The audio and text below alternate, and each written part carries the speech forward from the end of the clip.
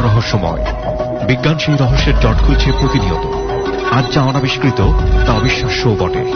আমাদের ডর অনুষ্ঠানে যে ঘটনার মুখোমুখি আপনি হতে যাচ্ছেন তার যুক্তিসিদ্ধ উত্তর নেই। আমরা প্রতিদিনের জীবনে ভয় বা রহস্যকে যেভাবে স্থান দিয়েছি সেভাবেই এই অনুষ্ঠান আপনার কাছে জায়গা করে নিচ্ছে। এই অনুষ্ঠানের কোনো ঘটনাই সার্বজনীন নয়। ডর মানে ভয়। দেখতে দেখতে ডরের 41তম পর্বে চলে এসেছি আমরা। লম্বা একটা সময়, 40টি পর্ব জুড়ে আমরা ঘুরে বেরিয়েছি বাংলাদেশের প্রত্যন্ত হন্টের জায়গাগুলোতে, যেখানে হয়তো কোনোদিন আপনার পাই পড়েনি। আমরা দেখিয়েছি এই সব জায়গায় যেখানে ঘটে গেছে অতিভৌতিক সব ঘটনা। প্রিয় শ্রোতা, আরো একবার আমন্ত্রণ। বৃহস্পতিবারের রাতে আমি আরজে কিবরিয়া এই মুহূর্তে আমার অনুষ্ঠান ডর নিয়ে, একই সাথে আমার টিম মেম্বার যারা রয়েছেন তাদের এই প্রিয় অনুষ্ঠানটি আপনাদের সামনে আরো একবার উপস্থাপন করতে যাচ্ছি। অন দ্য স্পট থেকে সুমন এবং রেহান, এবং সাউন্ডে কাজ করেছে লোমান। আজকে আমরা যে কাহিনী, যে গল্প আপনাদের সামনে উপস্থাপন করতে যাচ্ছি তা পুরো সপ্তাহ জুড়ে আমরা ধারণ করেছি পুরন ঢাকার একটি ছাপাখানায়। আজকে গত সপ্তাহে যারা আমাদের এখানে আসার জন্য ইন্টারেস্ট দেখিয়েছিলেন তাদের মধ্য থেকে 3 জন অতিথি পেয়েছি। সোহান, নীরব, নাজুল, এদেরকে নিয়ে আমাদের যে ডরের যাত্রা শুরু হচ্ছে তা আপনাকে অন্যরকম একটা অনুভূতির মধ্য দিয়ে নিয়ে যাবে। আমরা অনুষ্ঠানের শুরুতেই পুরান ঢাকার এই ছাপাখানায় যাওয়ার যে বাইটগুলো, যে কথোপকথনগুলো, সেগুলো অনুষ্ঠানের শুরুতে বরাবরের মতোই আপনাদেরকে একটু শোনাতে চাই সুমন এবং রেহানের কাছ থেকে, এবং তারপর পরই আমরা ঢুকে যাব ডরের মূল পর্বে।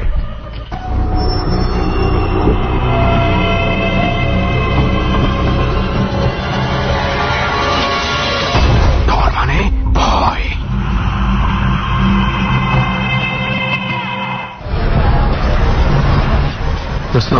একটা মজার ব্যাপার হচ্ছে, আজকে আমরা যে এলাকায় আছি এই এলাকায় যতই নতুনত্ব আসুক না কেন, মানুষগুলো যতই নতুন হোক না কেন, নামটা পুরানোই থাকবে। রাইট, পুরানো ঢাকা। পুরানো ঢাকা। আর একটা জিনিস পুরানো থাকবে, কিরে? এই এলাকার মানুষের যে খাওয়া দাওয়ার প্রতি একটা যে ইন্টারেস্ট আছে না, আর তো বাখরখানি, মানে ওটা তো মনে হচ্ছে এলাকায় এসে না খেলে একটু অন্যরকম হয়ে যায়। এই জন্যই তো খেয়ে আসলাম দোষ। তাই নাকি? ও আচ্ছা, না মানে এই জন্যই খাওয়ার প্ল্যান করতেছি। চল যাই। সেটাই তোমার বলতে, কখন খাইলে আমার মনে হয় ঘ্রাণ শুনে তো খাওয়া হয়ে গেছে। না মানে খিদা লাগছে তো এই জন্য। আচ্ছা যাই হোক, এইখান থেকে মনে হয় আমাদের স্পটের দূরত্ব তো খুব বেশি নেই। না না, এই সামনেই। বাট তার আগে খুব ইম্পর্টেন্ট একটা কনভারসেশন আছে আমার তোর সাথে। যেমন কয়েকজন খুব খেপে গেছে আমি তোকে বারবার মামা বলায়। আমার মনে হয় আমার তোকে মামি বলা উচিত। তাই নাকি? আমি বুঝতেছি না, আমি কি একটা ছেলেকে এখন মামি বলবো? কি, আমিও তো তোরে অনেক সময়, এটাই তো দেখা যাচ্ছে, তোরা তো আমরা মামি বলতে, তুই আমায় মামি বলিস, আমিও তোকে মামি বলবো। আমি বুঝলাম না চাচা মামার মধ্যে সমস্যাটা কোথায়। আচ্ছা যাই হোক, আসলে ঘটনা হচ্ছে যে আমার আর রেহানের অনেক সময় অনেক কিছুই আমরা বলে ফেলি, তুই তোকারি কত কিছুই তো হয়ে যায়। যাই হোক, কারণ আমরা এরকমই। সেটাই। যাই হোক, আমরা এখন বাখরখানি চল খাই, হাঁটা শুরু করি। বিষয় হচ্ছে যে একটু এই রাতের বেলা মানে পুরান ঢাকার গলিগুলা দিয়ে আমার একটু কমই হাঁটা হয়েছে, তো আজকে সেই আমি অবশ্য আসতাম একটা টাইমে খুব, মানে আমাদের একটা প্ল্যান ছিল, আমার ব্যান্ডের অ্যাক্টিভিটি যখন খুব বেশি ছিল তখন প্রায় দেখা যেত আমরা রাত্রে 2টা-2:30টার মধ্যে প্র্যাকটিসটা শেষ করে সবাই মিলে ভ্যানে চড়ে বা হাঁটতে হাঁটতে চলে আসতাম এখানে, এবং বিরিয়ানি খেতাম বা বাকরখানি খেতাম। ঢাকার বেশ কিছু জায়গার মতন এটাও একটা জায়গা যেখানে আসলে রাত গভীর হয় না কখনো, একটা টাইম পর্যন্ত মানুষ জাগে। আমরা একটু আগে যে রাস্তাটা দিয়ে আসলাম কি পরিমাণ ভিড় ছিল, ক্রাউডেড মনে হচ্ছে যেন নর্মাল সন্ধ্যাবেলা। ভালোই। ওকে চল আবার এবার একটু খাওয়া দাওয়ার দিকে মনোযোগ দিই। রাইট, এবং তারপরে সরাসরি চলে যাব আমাদের আজকের স্পটে, যেখানে দিনের বেলাও রাত মনে হয়। ওকে দেন, আবারও ডর এবং আবারও কিছু অতিথি নিয়ে আমি রেহান আছি, আর সেই সঙ্গে সুমনও আছে, এবং আরো একটা নতুন জায়গায় এসেছি আমরা। রাইট, তবে আবারও ঢাকার খুব কাছাকাছি, তাই না? খুব কাছাকাছি বলতে কি বোঝাচ্ছিস? আমরা এক সময়ের বলতে পারি ঢাকার প্রাণকেন্দ্রে। রাইট, নতুন ঢাকায় কিন্তু না, আমরা পুরনো ঢাকায় আছি, কোনো এক প্রেসে বা ছাপাখানায় যেখানে অনেক কিছু ঘটেছে বলে দাবি করে, ঘটেছে যেই ঘটনাগুলো ছাপা হয়নি, তো সেই ঘটনাগুলোই আজকে আমরা একটু মুখে মুখে আমরা শুনে নিব। হয়তো কোনো আপনি কাগজে কলমে এটা কোথাও কখনো শোনেননি। রাইট, আর কাগজে কলমে শুনতে হবে না, শোনা যদি যেতই তাহলে তো ডরের তৈরিটাই হতো না। যেহেতু ডরে আছি আমরা শুনবো, আর শুনবো যার কাছ থেকে, তার নামটা আগে জেনে। আমার নাম হচ্ছে সোহান, আমি একটি জাতীয় দৈনিকে জব করছি। সোহান ভাই, আপনি তো আরো একবার এসেছেন ডরে আমাদের সাথে। আরেকবার এসেছেন, তাই না? আর এই জায়গাটাতে আমাদেরকে নিয়ে নিয়ে আসার উদ্দেশ্য কি? আমিও সেটাই শুনতে যাচ্ছিলাম যে এখানে অনেক রকম ঘটনা ঘটে, যেটা আমি এখানকার মানে গার্ডদের কাছ থেকে জানতে পারি। আচ্ছা, মানে বেশ কয়েক বছর আগে থেকে ঘটতেছে ঘটনাগুলো, বাট এখন আপাতত মানে ওই যে জায়গাটা ঘটে সেখানটা মানে বন্ধ করে দিয়েছে কেজিবির দিয়ে। আচ্ছা, তো এই জন্য মানে আমি ডট টিমকে বলেছি যে এখানে আসলে সেই জন্যই তো আমরা আসলে ওই যে দ্বিতীয় তলায় ঘটনাটা আমরা এক্সাক্ট স্পটে যেতে পারিনি, তবে স্পটটার একদম কাছাকাছি আমরা আছি, জাস্ট নিচের তলায় আমরা আছি। তো যাই হোক, তাহলে আমরা কি এখানে যে ঘটনাগুলো ঘটে সেটা দিয়ে শুরু করব, নাকি অন্য কোনো এক্সপিরিয়েন্স আপনার আছে যেটা শেয়ার করতে চান? অন্য একটা ঘটনা দিয়ে শুরু করি। ওকে ফাইন, তাহলে আমরা অন্য ঘটনা দিয়ে শুরু করি এবং সেই সাথে এখানে কি ঘটতো একটু পরে আমরা সবাই খুব আগ্রহ নিয়ে আছি সেই ঘটনাগুলো একটু শুনবো। রাইট, হ্যাঁ অবশ্যই। তো প্রথম যে ঘটনাটা শেয়ার করব সেটা মানে আমার এক অফিসের এক বড় ভাইয়ের কাছ থেকে শোনা। তার নাম হচ্ছে রঞ্জু। তো এটা হচ্ছে তার ছোট বোন এবং তার ছোট বোনের হাজবেন্ডের সাথে ঘটেছিল। এটা চট্টগ্রাম হালি শহরে ঘটেছিল। কত বছর আগের ঘটনা? এটা প্রায় 2003 হবে। আচ্ছা, ঘটেছিল তখন। তারা মূলত হাটহাজারিতে থাকতো, তো তাদের চালের ব্যবসা ছিল তার হাজব্যান্ডের। তারা হালি শহর চলে আসে। তারা যে বাসাটা আছে সেটা হচ্ছে দোতলা একটা বাসা। তাদের যে সামনের ইউনিট সেটাতে বাড়িওয়ালারা থাকে। তারা যে ইউনিট নিয়েছে সেটা হচ্ছে একটা ফ্ল্যাট, আর নিচে হচ্ছে গিয়ে একটা গোডাউন। আচ্ছা, কোন একটা ওষুধ কোম্পানির গোডাউন ছিল তখন। তো প্রথম দিন যেদিন বাসায় ওঠে, তো এমনিতেই তো জায়গা একটু নড়াচড়া হলে ঘুম আসতে চায় না, জায়গা চেঞ্জ হলে ঘুম আসবে। তো যথারীতি হাজব্যান্ড খুব চেষ্টা করছিল ঘুমানোর জন্য, ছোট বোনের হাজব্যান্ড, তার ঘুম আসছিল না। আচ্ছা, রাতে কোন একটা টাইমে তার মনে হলো কি ভাইয়া যে তাদের যে ওয়াশরুমটা সেখান থেকে মানে বেশ কয়েকজন লোক মানে হেঁটে আসলে যেমন একটা শব্দ হয়। আমি প্রথমে বলি যে সামনে একটা রুম ছিল তাদের, মানে দরজাটা খুললে সামনে একটা রুম, দেন যে কোনো একটা গলির মতো এবার সরাসরি ওয়াশরুমের দিকে চলে গেছে সেটা, আর তার পাশে আরেকটা রুম, মানে তাদের বেডরুম যেখানে তারা ঘুমিয়েছিল। তো সে এক দৃষ্টিতে তাকিয়ে থাকে সেই দিকে। এমন সময় তিনি দেখতে পায় কি যে হঠাৎ মানে 4-5 জন লোকের মতো মানে সামনের রুমের দিকে হেঁটে চলে গেল। তার দরজা, হ্যাঁ রুমের দরজা খোলা ছিল। হ্যাঁ খোলা ছিল দরজা। আচ্ছা, সে প্রথম ভাবে যে কোন চোর টোর হলো নাকি, তো সে খুব দ্রুত বের হয়ে যায়। দ্রুত বের হয়ে যখন ডাইনিং এর দিকে যায় দেখে যে কেউ নাই, কিছু নাই। আচ্ছা, তো সে চিন্তা করে কিছুক্ষণ যে আসলে আমি কি ভুল দেখলাম, ঘুম হচ্ছে না সে কারণে কি ভুল কিছু দেখলাম আমি। তো এরকম চিন্তা করতে করতে সে আবার চলে আসে রুমে। যাক, সে রাত আর কিছু ঘটে না। তো পরদিন থেকে মানে তার যে ওয়াইফ প্রায় ফোন করে তাকে বলে যে কেমন যেন যে কোনো একটা জায়গায় আমরা চলে গেলে মানে আমাদের শরীর অটোমেটিকলি কিন্তু খুব ভারী হয়ে যায়, ভয় পেলে যেমন ভারী হয়ে যায় সেমন তার মানে ঘরের মধ্যে আড়ষ্ট হয়ে যায়। ঘরের মধ্যে থাকলে না তার শরীর এখন ভারী যায়। তাদের একটা বেবি ছিল 4 বছরের। তাদের যে সামনের রুমটা সে রুমে অনেক কাছের জিনিস ছিল, এই কারণে তার সামনের রুমটা সবসময় লাগিয়ে রাখতো, বাচ্চা যাতে গিয়ে নষ্ট করতে না পারে কিছু। তো তার হাজবেন্ড বলে যে তুমি একা থাকো, হয়তো ভয়টা পাও এই জন্য তোমার এরকম হয়, বাট এরকম কিছু না, সান্ত্বনা দেয়। বাট একদিনের ঘটনা, একদিন প্রায় এটা সন্ধ্যার দিকে হবে, তার ওয়াইফ কিচেনে কাজ করছিল। বেবিটা সামনের রুম থেকে, মানে সামনের রুমটা তো লাগানো, সে রুমের দরজার সামনে থেকে আম্মু বলে রাখছে। আচ্ছা, আম্মু দেখে যাও দেখে যাও দেখে যাও। গিয়ে দেখে কি বাচ্চাটা সে দরজার নিচে একটা কাপড় টেনে বের করছে, সাদা কাপড় একেবারে। আচ্ছা, তো বাচ্চা তো বুঝতেছে না একটা সাদা ধপধপ একটা কাপড়। তিনি খুব ভয় পেয়ে যায়। পুরো কাপড় টেনে বের করে, সাদা কাপড়, একটা পুরো কাপড় বেরোনে একটু ভিতরে আছে, মানে বেবিটা যতটুকু মানে টান দিয়ে বের করে ফেলছে। তো সে বলতেছে ভিতর থেকে কোনো কাপড় নেই, মানে জাস্ট ভাইয়া এটা ভাবতে যতটুকু দেরি, ভেতর থেকে টান দিয়ে কাপড়টা নিয়ে গেল। হোয়াট, মানে দরজাটা লাগানো, ভেতর থেকে কেউ একজন টান দিয়ে কাপড়টা ভেতরে নিয়ে গেল। তো সে মানে ভয়ে মানে একেবারে সেখানে দাঁড়িয়ে গেল, কি হলো এটা। তো সে সাথে দরজা খুলে দেখলো ভিতরে কিছু নেই। সে প্রচন্ড ভয় গেল, কোন কাপড় নেই, মানুষও নেই, কাপড়ও নেই, কিচ্ছু নেই। সামনের রুমে জাস্ট কয়েকটা কাঁচের জিনিস রাখা তাদের।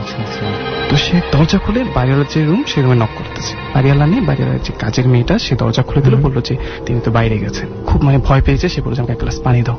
তো ভিতরে এসে বসেন। তো জাস্ট ও ভিতরে গিয়ে বসে, তো সে বসে দেখে কি যে বাড়িওয়ালার যে রুমের দেয়ালগুলো সেখানে অনেক রকম মানে আরবি অক্ষরে অনেক রকম লেখা, মানে কোন সূরা হবে হয়তো লেখা দেয়ালে বিভিন্ন জায়গায়। বাট এটা তো হওয়ার কথা না, যেদিক তাকাচ্ছে সেদিকে দেখে যায় কি অবস্থা, মানে এভাবে সাধারণত দেয়ালে থাকে না। হ্যাঁ, সে দেখে মানে আরো ভয় পেয়ে যায়।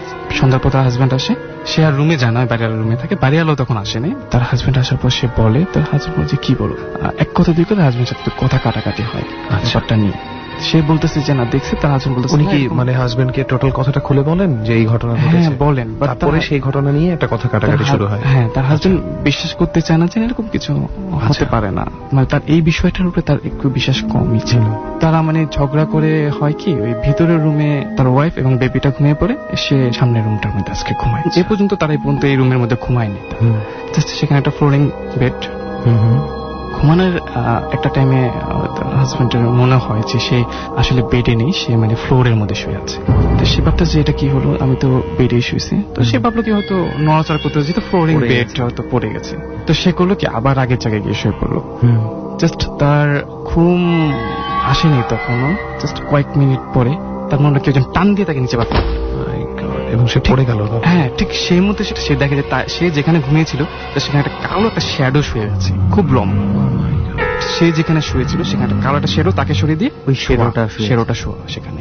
তো এটা দেখার পর মানে চিৎকার দিয়ে সে মানে রুম থেকে বের হয়ে গেছে। এটা মানে সে কি দেখলো, তো তার চিৎকারে তার ওয়াইফও উঠে গেল, কি হয়েছে। তো সে তারা কি করলো, দৌড়ে বাড়িওয়ালার রুমে চলে গেল। নকল বাড়িওয়ালা করলো, কি হয়েছে, কি এগুলো কি ঘটতেছে আমাদের সাথে।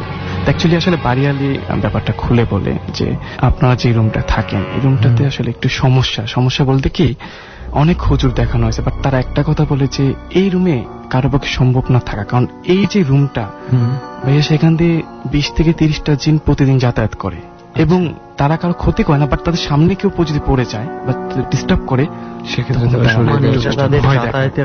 এটাই তাদের রাস্তা যাতায়াতের। বাড়িওয়ালি হয়তো বলেনি রুমটা ভাড়া নাও হতে পারে এই জন্য, বাট সে বললো যে জিনগুলো কোনো ক্ষতি করে না, বাট তারা আর এরপর থেকে মানে সেখানে থাকার কোন রকম রিস্ক নেয়নি। কিন্তু ওই কাপড়টা যে টেনে নিয়ে গিয়েছিল সেই রুমটাও কি ওই যাত্রাপথের মধ্যেই ছিল? হ্যাঁ, সেই রুম দিয়ে যাতায়াতটা হতো। তারা যে বেডরুমটা ছিল সেই রুমটা সমস্যা না, বাট ওই রুমটা দিয়ে ঢুকে বা ওয়াশরুম দিয়ে সেদিক দিয়ে চলে যেত। প্রতিদিন প্রায় 20 থেকে 30 জন জিন নাকি সেখান দিয়ে চলাফেরা করে। আচ্ছা, বাসাটা কোথায় এটা? এটা হালি শহরে, এখনো অবশ্য নেই, সেটা অ্যাপার্টমেন্ট হয়ে গেছে সেখানে। বাট তখন এই ঘটনাটা প্রায় 2003-এর ঘটনা। এটা তো এই ছিল আপনার প্রথম? হ্যাঁ, এটা আমার প্রথম ঘটনা। আমি একটা ঘটনা এটা শুনে আপনার মানে যাতায়াতের যে রাস্তাটা বললো, তো আমার একটা ঘটনা মনে পড়েছে যে একদিন আমি শুনেছিলাম আমার এক ফ্রেন্ডের কাছে, তো ওদের গ্রামের বাড়িতে এই ধরনের ঘটনা একটা ঘটেছিল। আচ্ছা। তো ওদের গ্রামে একটা বাড়ির কয়েকজন মহিলাকে একই সাথে জিনে ধরেছিল, একসাথে 2 জন না 3 জনকে। তারপরে যখন হুজুর এনে ছাড়ানোর চেষ্টা করেছে, তো অনেকই যেই টেকনিক গুলো আছে ওভাবে চেষ্টা করানোর পর একসময় যখন জিনগুলো হাজির করানো হয়েছে, ওরা তখন বলেছে যে ওদের যে ঘরটা আছে, 2টা ঘরের মাঝখানে একটা ছোট একটা ফাঁকা জায়গা আছে, এই জায়গাটা হচ্ছে তাদের যাতায়াতের রাস্তা। আচ্ছা আচ্ছা। এবং যেহেতু বাসা এখানে, সো এই জায়গার সামনে দিয়ে কিন্তু ওদের মুভমেন্ট করতেই হয়, ওদের ওখানে যাওয়া ছাড়া উপায় নেই। তারপরেও তারা তাকে ধরেছে শুধুমাত্র তাদের যাতায়াতের রাস্তায় পড়ে গেছে বলে। রাইট। এবং তারা বলেছে যে আমরা বছরের পর বছর ধরে এই রাস্তাটা দিয়ে যাতায়াত করি, আমাদের এই রাস্তার মধ্যে যে আসবে কোনো প্রবলেম করবে আমরা তাদেরকে ধরব। অফকোর্স, আসলে আমাদের রাস্তার পথেও যদি কেউ আটকে দাঁড়িয়ে থাকে বা ঘর বানিয়ে বসে থাকে, আমরাও তাকে ডিস্টার্ব করবই। So it's very natural. তো যাই হোক, সোহান ভাই, এটা মনে হয় ছিল আপনার একটা স্টোরি, এছাড়া আর কিছু? হ্যাঁ, একটা স্টোরি আছে, এটা আমি শুনি একজন নাইট গার্ডের কাছ থেকে, তার নাম হচ্ছে নয়ন। শুনি এক রাতেই, আমি যেহেতু পত্রিকা অফিস জব করে অনেক রাতে আমাকে বাসায় ফিরতে হয়, 12টা-1টা বাজে। তো প্রায় তার সাথে আমার দেখা, তো একদিন জিজ্ঞেস করলাম যে মামা আপনার লাইফে কোনো ঘটনা আছে কিনা, যেহেতু আপনি রাতে থাকেন। তো সে বলল যে টুকটাক তো ঘটে, বাট একটা ঘটনা তার মানে জীবনে খুব দাগ কেটেছে। কোনটা? সেটা হচ্ছে গিয়ে প্রায় 96 দিকের ঘটনা। এটা তার বাড়ি হচ্ছে সিলেটে মূলত। তো সিলেট থেকে সে মানে চাঁদপুর আসে, চাঁদপুর মতলবে নদী কেন্দ্রিক কোন একটি গ্রামের ঘটনা এটা। তো সেটা কবরস্থানের পাহারাদার হিসেবে আচ্ছা নিযুক্ত থাকে আর কি। হ্যাঁ, তো নদীর পাশে গ্রামগুলো কি প্রায় সময় অনেক বেআইনি লাশ চলে আসে, যেমন নদীতে ভেসে ভেসে ডেড বডি আসে। এগুলো হয় কি পুলিশের ঝামেলা করার পরে ওগুলো মানে আবার এই সেখানে স্থানীয় কবরস্থানে কবর দিয়ে দেয়। তো একবার একটা ঘটনা ঘটে কি, সে মানে তার রুমটা ছিল কি কবরস্থানের ভেতরেই, কর্নারে তার একটা রুম ছিল, মানে কবরস্থানের বর্ডারের ভিতরেই একটা কর্নারে তার রুম ছিল। একদিনের ঘটনা, একটা লাশ একেবারে পচা গলা অবস্থা, একটা লাশ, একটা বেআইনি লাশ আসে। আচ্ছা, সন্ধ্যার দিকে আসে লাশটা। মানে স্থানীয় যারা মানে এই কবরস্থানের সাথে যারা মানে দায়িত্বে আছে দাফন টাফন করার জন্য, তো তারা মানে সবাই মিলে এটাকে যেহেতু জানাজা পড়িয়ে গোসল টোসল করে জানাজা পড়িয়ে জাস্ট এটাকে, যেহেতু কবরস্থানটা অনেক পুরনো, তাই মানে একটা কর্নারে সেটাকে কবর দেয়। আচ্ছা, কবর দিয়ে সবাই চলে যায়। প্রায় রাত 9টা, গ্রাম অঞ্চলে তো 9টা অনেক রাত। তার রুমে ছিল, সে 10টার দিকে একবার বের হয়ে একটা চক্কর দেয় পুরা কবরস্থানটা দিয়ে, আবার 12টার দিকে আবার যায়, গিয়ে সে এসে মোটামুটি তার রুমে শুয়ে পড়ে। সে যখন বের হবে তখন সে তার মানে বের হওয়ার আগে সে আগে জানলা দিয়ে দেখে, যেহেতু নদীর পাশে কবরস্থানটা, সে তো লাশ চুরি হওয়ার অনেক রকম সম্ভাবনা থাকে। তো সে জাস্ট এক নজর তাকিয়ে দেখে যে নতুন যে কবরটা দিয়েছে সেখানটার পাশে সাদা একটা কি যেন দেখা যাচ্ছে, মানে পড়ে আছে। আচ্ছা, ওকে। তো সে দূর থেকে তো অত ভালোভাবে বুঝতে পারতেছে না, কাছাকাছি চলে গেল। একেবারে কাছাকাছি যাওয়ার পর সে দেখলো যে জাস্ট একটা মানে কাফনে মোড়ানো যদি একটা লাশকে ফেলে রাখে, একেবারে নতুন। আচ্ছা, জাস্ট ওখানে পড়েছে। তো সেটা দেখে খুব ভয় পেয়েছে, কি এখানে লাশ হলে কোথেকে, আশেপাশে কোনো লোকজন নেই। তো সে করে কি পিছনে ব্যাক করে সে গিয়ে মানে আরো 2-1জন যারা আছে গ্রামে, 2জনকে বলে যে মনে একটা ঘটনা, এখানে একটা লাশ পড়ে আছে। তো তারাও আসে, এসে দেখে যায় সত্যি সত্যি একটা লাশ এখানে পড়ে আছে। তো তারা মানে ভাবে যে এটা কার লাশ, কোত্থেকে আসলো। জাস্ট যখন তারা মানে মুখটা খুলে ভাই তারা শকড হয়ে যায় যে তারা লাশটা যে কবর দিয়েছে না, সেই লাশটা এখানে পড়ে আছে। বাট ওই যে কবরটা না, সেটা এখন মানে আগের মতো অবিকল, মানে কোনো রকম কোনো প্রবলেম হয়নি। ওটা মানে যদি সেই লাশটা তো পচা গলা লাশ ছিল। হ্যাঁ, তাহলে কি কাপড়ের উপরে টোপরে কোনো রকম দাগ বা কিছু মনে হচ্ছে মানে জাস্ট লাশটাকে যদি মোড়ানো হয় নতুন কাপড় দিয়ে, ঠিক সে অবস্থা একেবারে মনে হচ্ছে এখন দাফন করা হবে, পচাগলা অবস্থায় আছে। তো এটা দেখার পর সবাই মানে নানা রকম লজিক বের করতেছে, এখন কিভাবে লাশটা উঠলো, তো যদি চোর হতো তাহলে তো মাটি তো খোঁড়া থাকতো। তো মানে কেউ কোনো লজিক পাচ্ছে না এটা। তারপর মানে একটা ব্যাপার ছিল কি, যেহেতু কবরস্থানের পাশে অনেক তখন জায়গা জমি বিক্রি হচ্ছিল, তখন তাদের একটা ভয় ছিল কি যদি এটা যদি কোনোভাবে ফ্লাশ হয় তাহলে হয়তো বা এখানে কেউ আসতে চাবে না ভয়। তারা করলো কি, যে গার্ড নয়ন ভাই তাকে বললো যে কখন তুমি কাউকে বলো না, এটাকে আবার দাফন করো। আগে আবারও সেটাকে আগের কবরটা খোঁড়া, সে কবরটা আগের মতোই আছে, বাট কোনো লাশ নেই ভিতরে কোনো লাশ ছিল না। আবার সেটাকে দাফন করা হয়, সেখানে দাফন করায় সিরাত চলে যায়। সিরাতে আর কোনো প্রবলেম হয় না। পরদিন সারাদিন মানে নয়ন ভাই খুব ভয় পাচ্ছে যে এটা কিভাবে সম্ভব, মানে সে মানে তার লাইফে সে অনেক জায়গায় ডিউটি করেছে, বাট এরকম কোনো ঘটনা তার লাইফে ঘটেনি। তো সেরাতে হয় কি, জাস্ট রাত 2টা-2টার দিকে সে মানে জেগে আজকে বসে আছে যে কি হচ্ছে ব্যাপারটা, মানে সে চিন্তা করতেছে। এমন টাইমে মানে তার মানে জানালা দিয়ে চোখ চলে যায় কি, 2জন লোক একেবারে সাদা পাঞ্জাবি পরা, তারা কবরস্থানে ঢুকলো। আচ্ছা, ঢুকে হেঁটে যাচ্ছে নতুন কবরটার দিকে। একেবারে সে তার জানালা দিয়ে দেখতে পাচ্ছে, জানালা দিয়ে সে তাকিয়েছে, এক দৃষ্টি তাকিয়েছে। তো যখন সে দেখলো যে নতুন কবরটার দিকে যাচ্ছে, তখন তার মানে নানা রকম সন্দেহ হলো যে তারা কারা। তো সে জাস্ট দরজাটা খুলে বাইরে মানে এগিয়ে গেল সামনে দিকে, যে দেখি এরা কারা। ডর মানে ভয়। তো সে জাস্ট দরজাটা খুলে বাইরে মানে এগিয়ে গেল সামনে দিকে, যে দেখি এরা কারা। তারা 2জন সেই কবরটার কাছে গেল, কবরটার কাছে গিয়ে 2জন দুপাশে দাঁড়ালো। আচ্ছা, দুটো হাত দিয়ে টান দিয়ে লাশটাকে আবার তুলে ফেললো, তুলে পাশে ফেলে দিল। এটা দেখার পর মানে মাটির উপর, মাটিতে কোনো মুভমেন্ট নেই, জাস্ট তারা দাঁড়িয়ে হাত দুটো তাদের এমনি ঢুকে গেল মাটির মধ্যে, ঢুকে টান দিয়ে তারা বের ফেললো লাশটাকে, বের করে পাশে ফেলে দিল। সাধারণ নর্মাল মানুষ সেটা দেখার পর ঠিকঠাক রাখতে পারবে না, জাস্ট সে সেন্সলেস হয়ে যায়। তো পরদিন যখন তার জ্ঞান ফিরে দেখা যায় অনেক লোকজন। এখানে একটা জিনিস খুব অবাক করার বিষয় ভাইয়া, যে লাশটা সেখান থেকে এবার তোলা হয়েছে, বাট তুলে লাশটাকে পাশে আরেকটা কে জানি কবর খুঁড়ে ফেলছে, কবর খুঁড়ে সেটার মধ্যে লাশটাকে উপর করে ফেলে রাখছে। অর্থাৎ লাশটা নর্মালি সোজা থাকার কথা, সেটাকে উল্টিয়ে ফেলে রাখছে লাশটাকে সেখানে, কবরটা খোলা অবস্থায় পাশে নতুন আরেকটা কবর ওটার পাশে।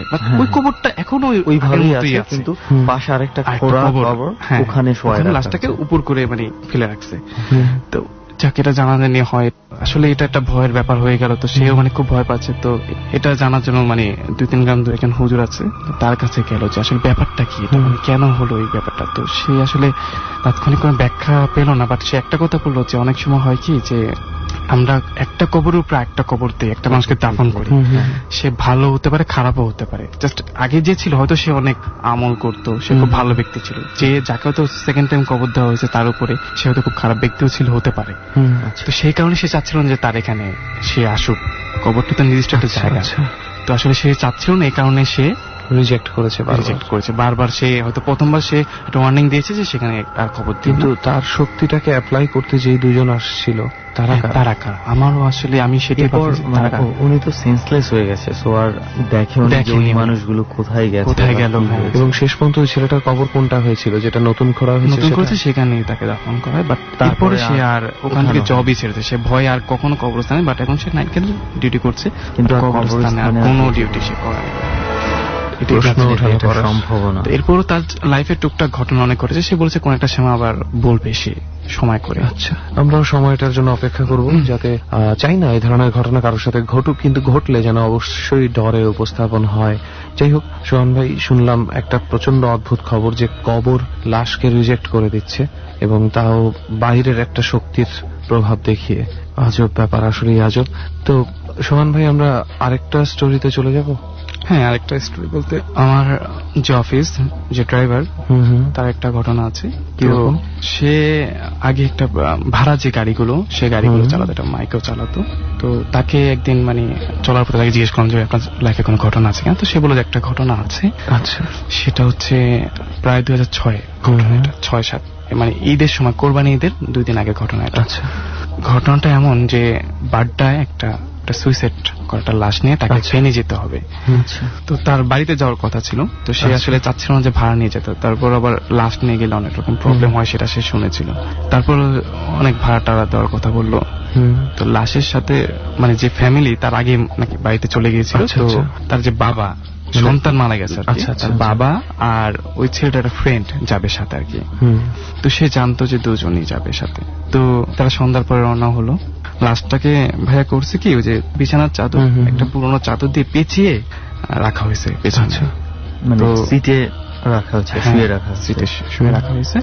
তো তারা যখন মানে যাত্রাবাড়ি ক্রস করলো, তখন মানে অনেক জ্যাম। তো হুট করে সে দেখলো কি, জাস্ট লুকিং গ্লাসে, এতক্ষণ সে খেয়াল করেনি যে দেখলো যে না, গাড়িতে তো 2জন না 3জন বসা। মানে সে জানতো যে 2জন যাবে, বাট 3জন বসা। আর একজন লোক বসা, সে লোকটা গায়ে একটা পুরনো একটা কাপড়, হ্যাঁ, সে লোকটা বসা, লাশের সাথে বসা। তো সে আর জিজ্ঞেস করেনি, কারণ সে ওঠার সময় তো এত কিছু খেয়াল করেনি। সে জাস্ট উঠে গাড়ি টান দিয়ে চলে আসে। মানে সে সন্দেহ করেছে যে ওই লোকগুলো ওনাদের সাথে কেউই হবে। একটু অবাক হয়েছে দুজনের জায়গায় 3জন কি হবে, সে এতক্ষণ খেয়াল করেনি পেছন দিকে কি হচ্ছে না। আচ্ছা, তো জাস্ট গাড়িটা যখন মানে গৌরীপুর পার হলো ভাইয়া, তখন মানে অনেক রাত। তো গৌরীপুর পার হওয়ার পরে ড্রাইভারের মানে একটা প্রবলেম শুরু হলো। সেটা হচ্ছে ড্রাইভার মানে যত স্পিডে গাড়ি চালাচ্ছে, দেখতেছে যে সামনে খুব অন্ধকার। আচ্ছা, এত অন্ধকার থাকা হাইওয়েতে থাকার কথা না, বাট গাড়ি স্পিড কমিয়ে দিচ্ছে। তো পিছন থেকে বলতেছে কি ব্যাপার, স্পিড কমলো কেন? তো বলতেছে ভাইয়া আমি খুব অন্ধকার দেখতেছি সামনে, মানে গাড়ি চালাতে পারছি না। তো পিছন থেকে ওই 2জনই কথা বলতেছে যে আপনি একটু ভালো করে চালান, দেখে শুনে চালান। সে বলতেছে আমি তো আসলে ভালো করে টানতে পারতেছি না, একটু সমস্যা হচ্ছে। আচ্ছা, তো একজন বলতেছে যে ঠিক আছে, আপনি একটা সাইডে রাখেন, আমরা একটু চাটা খেয়ে আসি, আপনি একটু রিল্যাক্স হন, তো এক টানে গাড়ি টানতেছেন, এই জন্য আপনার কাছে বিরক্ত লাগতেছে হয়তো। যাই হোক, গাড়ি থেকে 2জন নামলো, এবং যে তৃতীয় পার্সনটা সে সেখানেই বসা। সে সেখানেই বসা আছে, এবং সে সেটা তখনও দেখতে পাচ্ছে। তো সে আর কিছু বলতেছে না, সে ভাবছে যে নর্মালি তাদের সাথে কেউই হবে। 2জন বের হয়ে বললো যে একটা চায়ের দোকান দূরে দেখা যাচ্ছে, রাস্তার পাশে যে টং দোকানগুলো থাকে। তো বললো যে আমরা চা খেয়ে আসতেছি, একটু ঘুম পাচ্ছে, আপনি বসেন, আমরা আসলে আপনি যান। এটা সময়টা তখন কয়টা হবে? 11টার মতো, 11টা সাড়ে 11টা হবে, এরকম একটা সময়। তো সে বসে আছে, তো তারা চলে গেল হেঁটে চায়ের দোকানে। জাস্ট সে বসে থাকে একটা অবস্থা ভাইয়া, তার মনে হলো কি যে পিছন দিক দিয়ে মনে হয় যে একটু ঝাঁকুনি খেলে কেমন যেমনটা হয় না, জাস্ট। তো সে ভাবলো কি ভূমিকম্প হচ্ছে নাকি, এর মধ্যে ঝাঁকুনি হচ্ছে। তো সে পিছনের লোককে বলতেছে আচ্ছা ভাইয়া ভূমিকম্প হচ্ছে নাকি? তো পিছন থেকে কোনো সাউন্ড নেই, কোনো কথা হচ্ছে না। আচ্ছা, জাস্ট এই অবস্থা দেখলো যে আস্তে আস্তে মানে ঝাঁকুনিটা আস্তে আস্তে বাড়তেছে। তো এই প্রথম দেখলো যে ওই লোকটা একটু নড়াচড়া করলো, নড়াচড়া করে সে আস্তে করে গাড়ি থেকে নেমে গেল। ওই তৃতীয় ব্যক্তিটা এই নেমে গেল। নেমে যাওয়ার পরে সে ভাবলো কি হয়তো সেও চা খেতে যাবে। জাস্ট ভাই সে নেমে যাওয়ার পরে সে আর পেছনেও তাকানে, হট করে দেখলো ঝাঁকুনিটা চড়ে হচ্ছে, গাড়িটা কাঁপছে। আচ্ছা, কাঁপতে কাঁপতে একটা সময় সে যেটা দেখলো সেটা হচ্ছে লাশটা উঠে বসে পড়লো, চাদর পেঁচানো অবস্থায় লাশটা জাস্ট সিটের মধ্যে উঠে বসে পড়লো। মানে এটা মানে জাস্ট সে কয়েক সেকেন্ডে দেখছে, লুকিং গ্লাসে দেখছে, জাস্ট সে তার পিছনে যে ঘুরে সে তাকাবে সেই শক্তিটা তার নেই। তৃতীয় ব্যক্তির নামার সাথে সাথে এই ঘটনাটা ঘটলো। তো সে জ্ঞান হোক অজ্ঞান হোক, সে মানে দরজাটা খুলে সে বের হয়ে দৌড় দিল। দৌড়তে কিছুতে যাওয়ার পরে দেখলো যে ওই 2জন চা খেয়ে আসতেছে। তো জাস্ট তাদেরকে গিয়ে বললো যে ভাই লাশ উঠে বসে আছে। এই কথা বলতে বলতে সে মানে নিচে দিয়ে পড়ে যাচ্ছে, তার মানে খুব খারাপ অবস্থা, মানে তার এতটা ভয় পেয়েছে প্রচন্ড ভয় হঠাৎ করে সে। তো তারা মানে তাকে মানে একজন ধরলো, একজন ওই গাড়ি দিয়ে গেল, গিয়ে দেখলো যে নর্মালি লাশ সেখানে পড়ে আছে, যেভাবে থাকার কথা সেখানে আছে। বাট তার কাছে জিজ্ঞেস করলো যে লাশ তো আগের মতো। সে বললো যে আপনারা যখন নেমে যান, তৃতীয় ব্যক্তি, তো বলছে তৃতীয় ব্যক্তি কোন তৃতীয় ব্যক্তি? বললো যে আপনাদের সাথে একজন ছিল। বলছে না, আমাদের সাথে আর কেউ ছিল না, জাস্ট 2জনই উঠেছে এখানে গাড়িতে, আর কেউ ছিল না। তাহলে তৃতীয় ব্যক্তিটা তাহলে যে নেমে গেল, আপনারা যাওয়ার পর পরে আপনারা নেমে গেল, নেমে আপনারা যেদিকে গেছেন সেদিকে হাঁটা দিল। বললো যে আর কেউ ছিল না সেখানে, আমরা 2জনই ছিলাম। তো মানে এটা বলার পর সে বলে যে আমার পক্ষে সম্ভব নেই লাশ নিয়ে সামনে যাওয়া। তারও দু একজন মানে দোকানদার তারা চিল্লাচিল্লি শুনে এগিয়ে আসে, কি হয়েছে, বললো যে এই অবস্থা। তো তারা বললো যে শুধু এটা প্রথম না, প্রায় সেখানে অনেক রকম দুর্ঘটনা ঘটে, লাশ নিয়ে যাওয়ার সময় অনেকেই প্রবলেমে পড়ে এখানে এই জায়গাটার ভিতরে। অ্যাকচুয়ালি সে মানে আর লাশটা নিয়ে আর মুভ করেনি, সে সকাল হওয়ার পরে সে লাশটা অন্য গাড়িতে চলে গেছে, সে আবার ঢাকা ব্যাক করে চলে আসছে। বাট এখনো মানে সেটা কোনো ব্যাখ্যা পায়নি যে আসলে সে তৃতীয় ব্যক্তিটা পেয়েছিল। আরেকটা বিষয় মানে আমার মনে প্রশ্ন জাগলো যে এই তৃতীয় ব্যক্তিটা আসলে কাজটা কি ছিল, মানে কেনই বা উঠেছিল? লাশটা অবিকৃত অবস্থায় আছে, কোনো ধরনের কোনো ফল্ট হয় নাই, তো তৃতীয় ব্যক্তিটা দেখা দিলই মোটিভটা কি, বা নেমেই বা কেন গেল? তো এটা নাকি প্রায় ভাই এখন সুইসাইড করা লাশে নাকি প্রায় সমস্যা। আমরা অনেক ঘটনা ডরে পেয়েছি যে এই ধরনের লাশ ক্যারি করার সময় এই ধরনের ঘটনাগুলো ঘটে। এমনও পেয়েছি আমরা যে লাশ খাওয়ার ঘটনা পর্যন্ত আমরা পেয়েছি, কিন্তু এইটার আসলে মোটিভটা আমরা মানে শেষ পর্যন্ত বুঝতে পারলাম না। কোনো কিছু বুঝতে পেরেছি আমি যখন কিছু না, আমি বুঝতে পারছি না, বাট এটা এতটুকু মানে একটা জিনিস তো জানা কথা, এটা অনেকেই জানে, অনেকেই বিশ্বাস করে না। সেদিনও আমার একজনের সাথে অনেক তর্ক হলো ফেসবুকে, জোনাকির পোকা অর সামথিং লাইক দ্যাট, উদ্ভট কোনো একটা নাম দিয়ে। তার অন্ধবিশ্বাস যে আত্মা বলে যেহেতু কিছু নেই, তাহলে কোথা থেকে কি আসে, তাহলে যে জিনিসটা দেখা যাচ্ছে সেই জিনিসটা কি জিন? জিনটা কেন তাহলে মানুষের রূপটা নিবে? কেন এই ভয়টা দেখানোর চেষ্টা করবে? তৃতীয় ব্যক্তিকে ড্রাইভার কেন দেখবে, তাই না? বাকি দুজন কেন দেখবে না? কেনই বা তৃতীয় ব্যক্তি শুধু শুধু কিছু না করেই নেমে যাবে? রাইট, তার মানে কি সে শুধুই সঙ্গ দিতে চাচ্ছিল, নাকি ভয় দেখানোটাই তার উদ্দেশ্য? আমরা জানি না। আর বেশি যদি জানতে যাই তাহলে কি হবে জানি না। যাই হোক সুমন, কি করার আছে, এগুলোর তো উত্তর নেই আসলে। এগুলার সব কিছুতে যদি উত্তর পাওয়া যেত তাহলে তো বিষয়গুলোর এত মিস্ট্রি থাকতো না, রাইট, ভয়ও আমরা পেতাম না। তবে কোনো কারণ ছাড়া কিছুই ঘটে না, nothing happens without a purpose. অবশ্যই পারপাস আছে, বাট আমাদের বোঝার পারপাসটা আমরা বুঝতে পারছি অবস্থানে আমরা নেই। তো সোহান ভাই, আর কোনো ধরনের ঘটনা কি আপনার আছে, মানে আপনার জানা কিংবা ঘটেছে? একটা ছোট ঘটনা আছে, সেটা আমাকে ফেসবুকে সেতু নামে একজন জানিয়েছে, ভোলার চর ফ্যাশনের ঘটনাটা। তো এটা হচ্ছে 99-এর দিকে হতে পারে ঘটনাটা। তো সে তখন ছোট ছিল, যেহেতু গ্রাম অঞ্চলে ভাই একটা হয় কি, ওয়াশরুম গুলো অনেক দূরে দূরে হয়। একদিন মানে বৃষ্টি হচ্ছে, খুব ঝুম বৃষ্টি, তো তার মধ্যে সে মানে রাতে খুব ওয়াশরুমে যাওয়ার খুব দরকার হয়।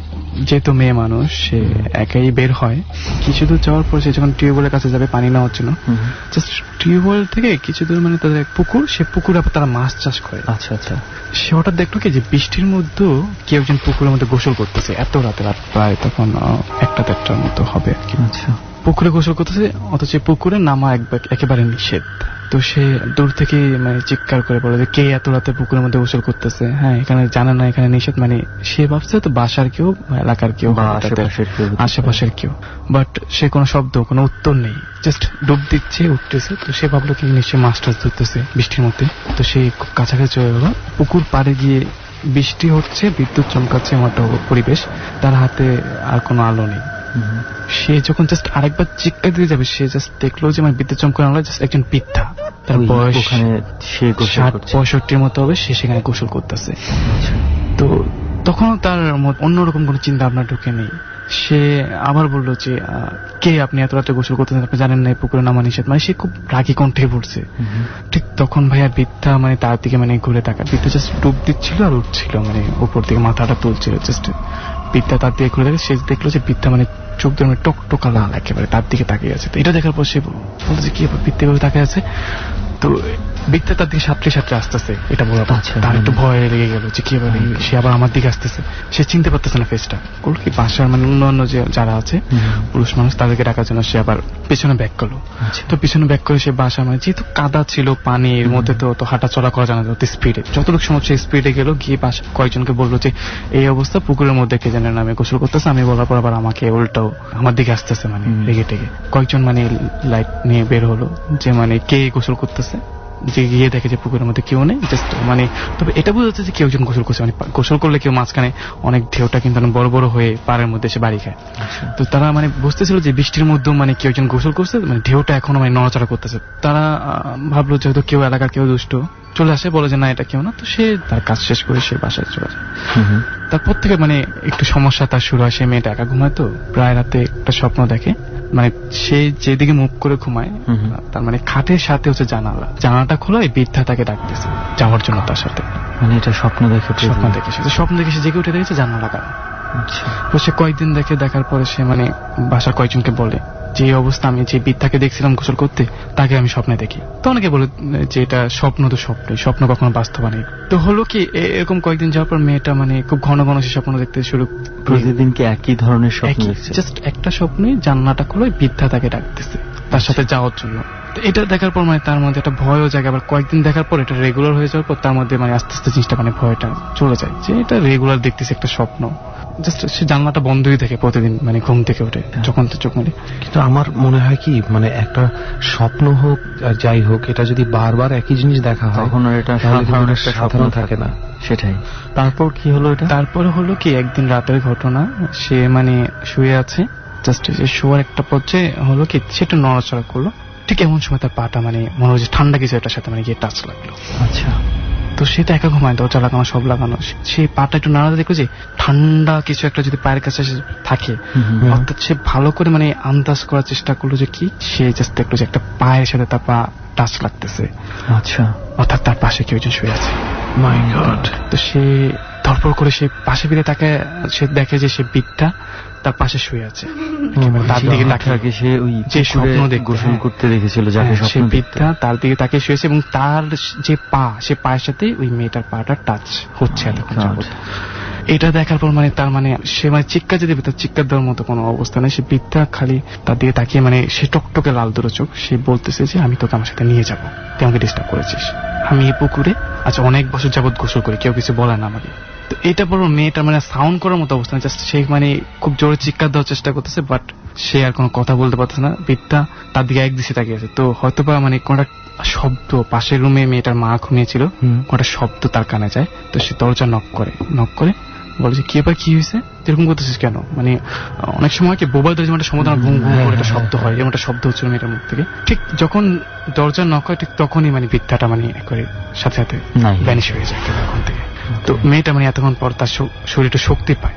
তো সে উঠে তাড়াতাড়ি গিয়ে দরজা খুলে তার মাকে জড়িয়ে ধরবে যে মা, বৃদ্ধা আমার পাশে শুয়েছিল, সে বলতেছে আমাকে নিয়ে যাবে। হ্যাঁ, এটা বলার পর মা বলতেছে কি বলিস, এটা বৃদ্ধা কোত্থেকে আসবে, এখানে দরজা জানালা সব বন্ধ, আমি তো সামনের রুমে ছিলাম, কেউ আসলে তো আমি অন্তত দেখবো। তো বাসার সবাইকে যখন বলে তো সবাই ব্যাপারটা খুব সিরিয়াস হয়ে যায়, কি হলো এটা, ও সব স্বপ্ন দেখতেছে বলতেছে, আবার এটা কি হতো। ওকে নিয়ে গেল একটা কবিরাজের কাছে, কবিরাজ ওকে একটা তাবিজ দিল। ও ভাবলো যে সবকিছু ওকে, সব ঠিকঠাক আছে।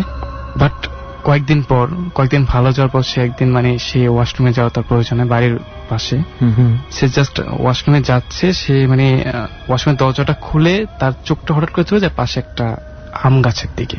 সে চাকিয়ে দেখে যে আম গাছের মধ্যে বৃদ্ধা বসে আছে। সেই বৃদ্ধা বসে আছে, জাস্ট তার দিকে তাকিয়ে আছে সে এক দৃষ্টিতে। এটা দেখার পর মানে সে মানে চিৎকার দিয়ে মানে আবার মানে সেখানে সেন্সেস হয়ে যায়। তো পরে তার চিৎকার শুনে মানে তার মা, বাসার যারা সবাই ছিল তারা আসে, এসে মানে বলে যে কি ব্যাপার, কি হয়েছে, মানে ওর জ্ঞান ফিরে বলে যে এখানে বৃদ্ধা বসেছিল, দেয়ালে এই যে মানে সে ডালে বসেছিল আর কি, পা ঝুলিয়ে বসেছিল। ডর মানে ভয়। যারা ডরের সঙ্গে সম্পৃক্ত থাকতে চান, পার্টিসিপেট করতে চান, আমাদেরকে ফোন করুন। আমাদের ফোন নাম্বারটি হচ্ছে 09613892892। আমি আবারও বলছি 09613892892। আপনার জীবনে যদি কোনো ঘটনা থেকে থাকে যা ডরে বলার মতো, সঙ্গে সঙ্গে আমাদেরকে ফোন করুন। 24 ঘন্টা নাম্বারটি খোলা রয়েছে। আবারও ফিরছি ডরের মূল গল্পে। ডর কি হয়েছে, মানে ওর জ্ঞান ফিরে বলে যে এখানে বৃদ্ধা বসেছিল, দেয়ালে এই যে মানে পাশে মানে সে ডালে বসেছিল আর কি, পা ঝুলিয়ে বসেছিল। তো এটা বলার পরে বলে যে ওকে আর এখানে রাখা যাবে না, ওকে ঢাকা পাঠিয়ে দাও। পরে ওকে ঢাকা পাঠিয়ে দেয় ওর এক আত্মীয় ভাষায়। পরে এখানে চলে আসে, পরে আর এই ধরনের প্রবলেম হয় না। সে ওখানে এরপরে কি আর গিয়েছিল? সে অনেকদিন পর গিয়েছিল, বাট এখন তো তাদের ওখানে অনেক উন্নত হয়ে গেছে, ওখানে আর কোনো ধরনের প্রবলেম হয় না। বাট এরপর থেকে সে মানে ঘুমালে মানে তার খুব ভয় করতো। মানে রেহান, আমি যখন শুনলাম যে হঠাৎ করে সে দেখলো যে এই জিনিসটা থেকে ভয় পায়, পাশে শুয়ে আছে, মানে ক্যান ইউ ইমাজিন, মানে কি হতে পারে ওইটা? হরে বাবু, এই ধরনের ব্যাপারগুলো মানে খুব বাস্তবিক দিক থেকেও মাঝে মাঝে ঘটে। একটা বইয়ে পড়েছিলাম, হুমায়ুন আহমেদের একটা বইয়ে, শুভ্র বইটার নাম। সেখানে কোনো ভুতুড়ে ব্যাপার না, শুধু মানে সকালবেলা নামাজ পড়তে উঠে ওয়াইফ টের পায় যে হাজব্যান্ড হয়তো রাত্রে 12টা 12:30টার দিকেই মারা গেছে। তো সারা রাত মূলত সে একটা লাশের পাশে ঘুমিয়েছিল। তো হাজব্যান্ডের জন্য যে ফিলিংসটা আসার কথা তার আগে সে ভয় পেয়ে যায় যে আমি সারা রাত একটা লাশের পাশে ঘুমিয়েছিলাম, শুধুই লাশ হয়ে গেছে। রাইট। তো এইরকম একটা বাস্তবিক ব্যাপারেই যদি ভয় কাজ করে তাহলে এ ধরনের ব্যাপারে কি হতে পারে? মাই গড। যাই হোক, এই তো ছিল সোহান ভাইয়ের অনেকগুলো ঘটনার আরো একটা। কিন্তু সোহান ভাই, আমরা আসলে খুব বেশি ইন্টারেস্টেড জানতে যে আমরা যেই প্রেসের নিচের তলায় এখন বসে আছি, এই প্রেসটা কেন বন্ধ?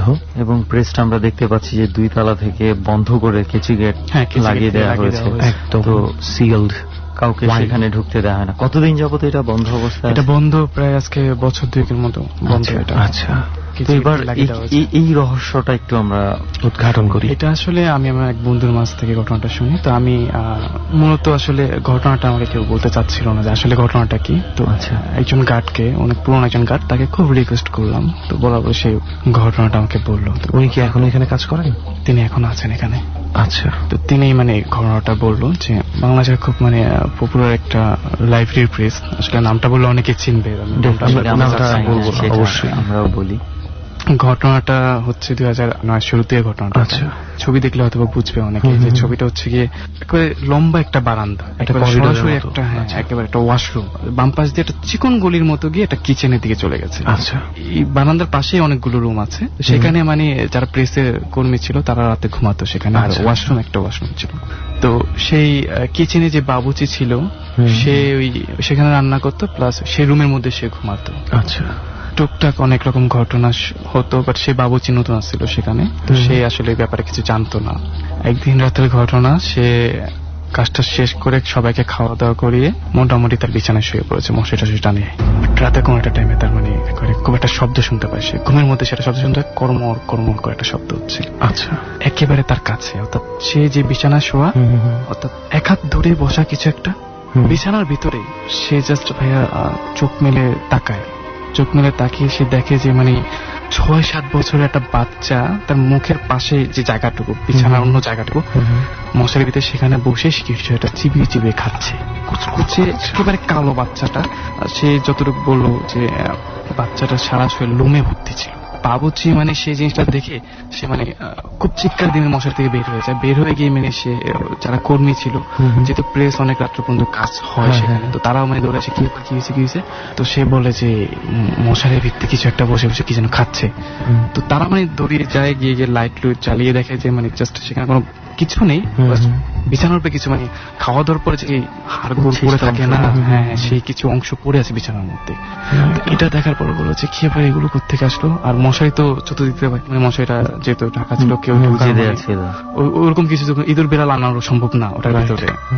বাবুচি ওটা দেখার পর তার শরীর গরম হয়ে আসতে, খুব জ্বর আসতে আসতে, ভুল ভালো বলতেছে কিছু। তাকে পরের দিন তাকে পাঠিয়ে দেওয়া হয়, এটা মালিকের কানে যায়। মালিকের কানে যাওয়ার পর মালিক বলে যে এটা একটা প্রেস, যেহেতু এরকম কোনো ঘটনা ঘটতেছে এটা ভালো করে দাও। অনেক রকম হুজুরকে বলে, বাট অনেকেই অনেক কিছু করে, যেহেতু ঢাকার মধ্যে এমন একটা জায়গায় ঘটনা, বাট কোন রকম সমাধান হয় না। তার কিছুদিন পরে একটা ঘটনা ঘটে।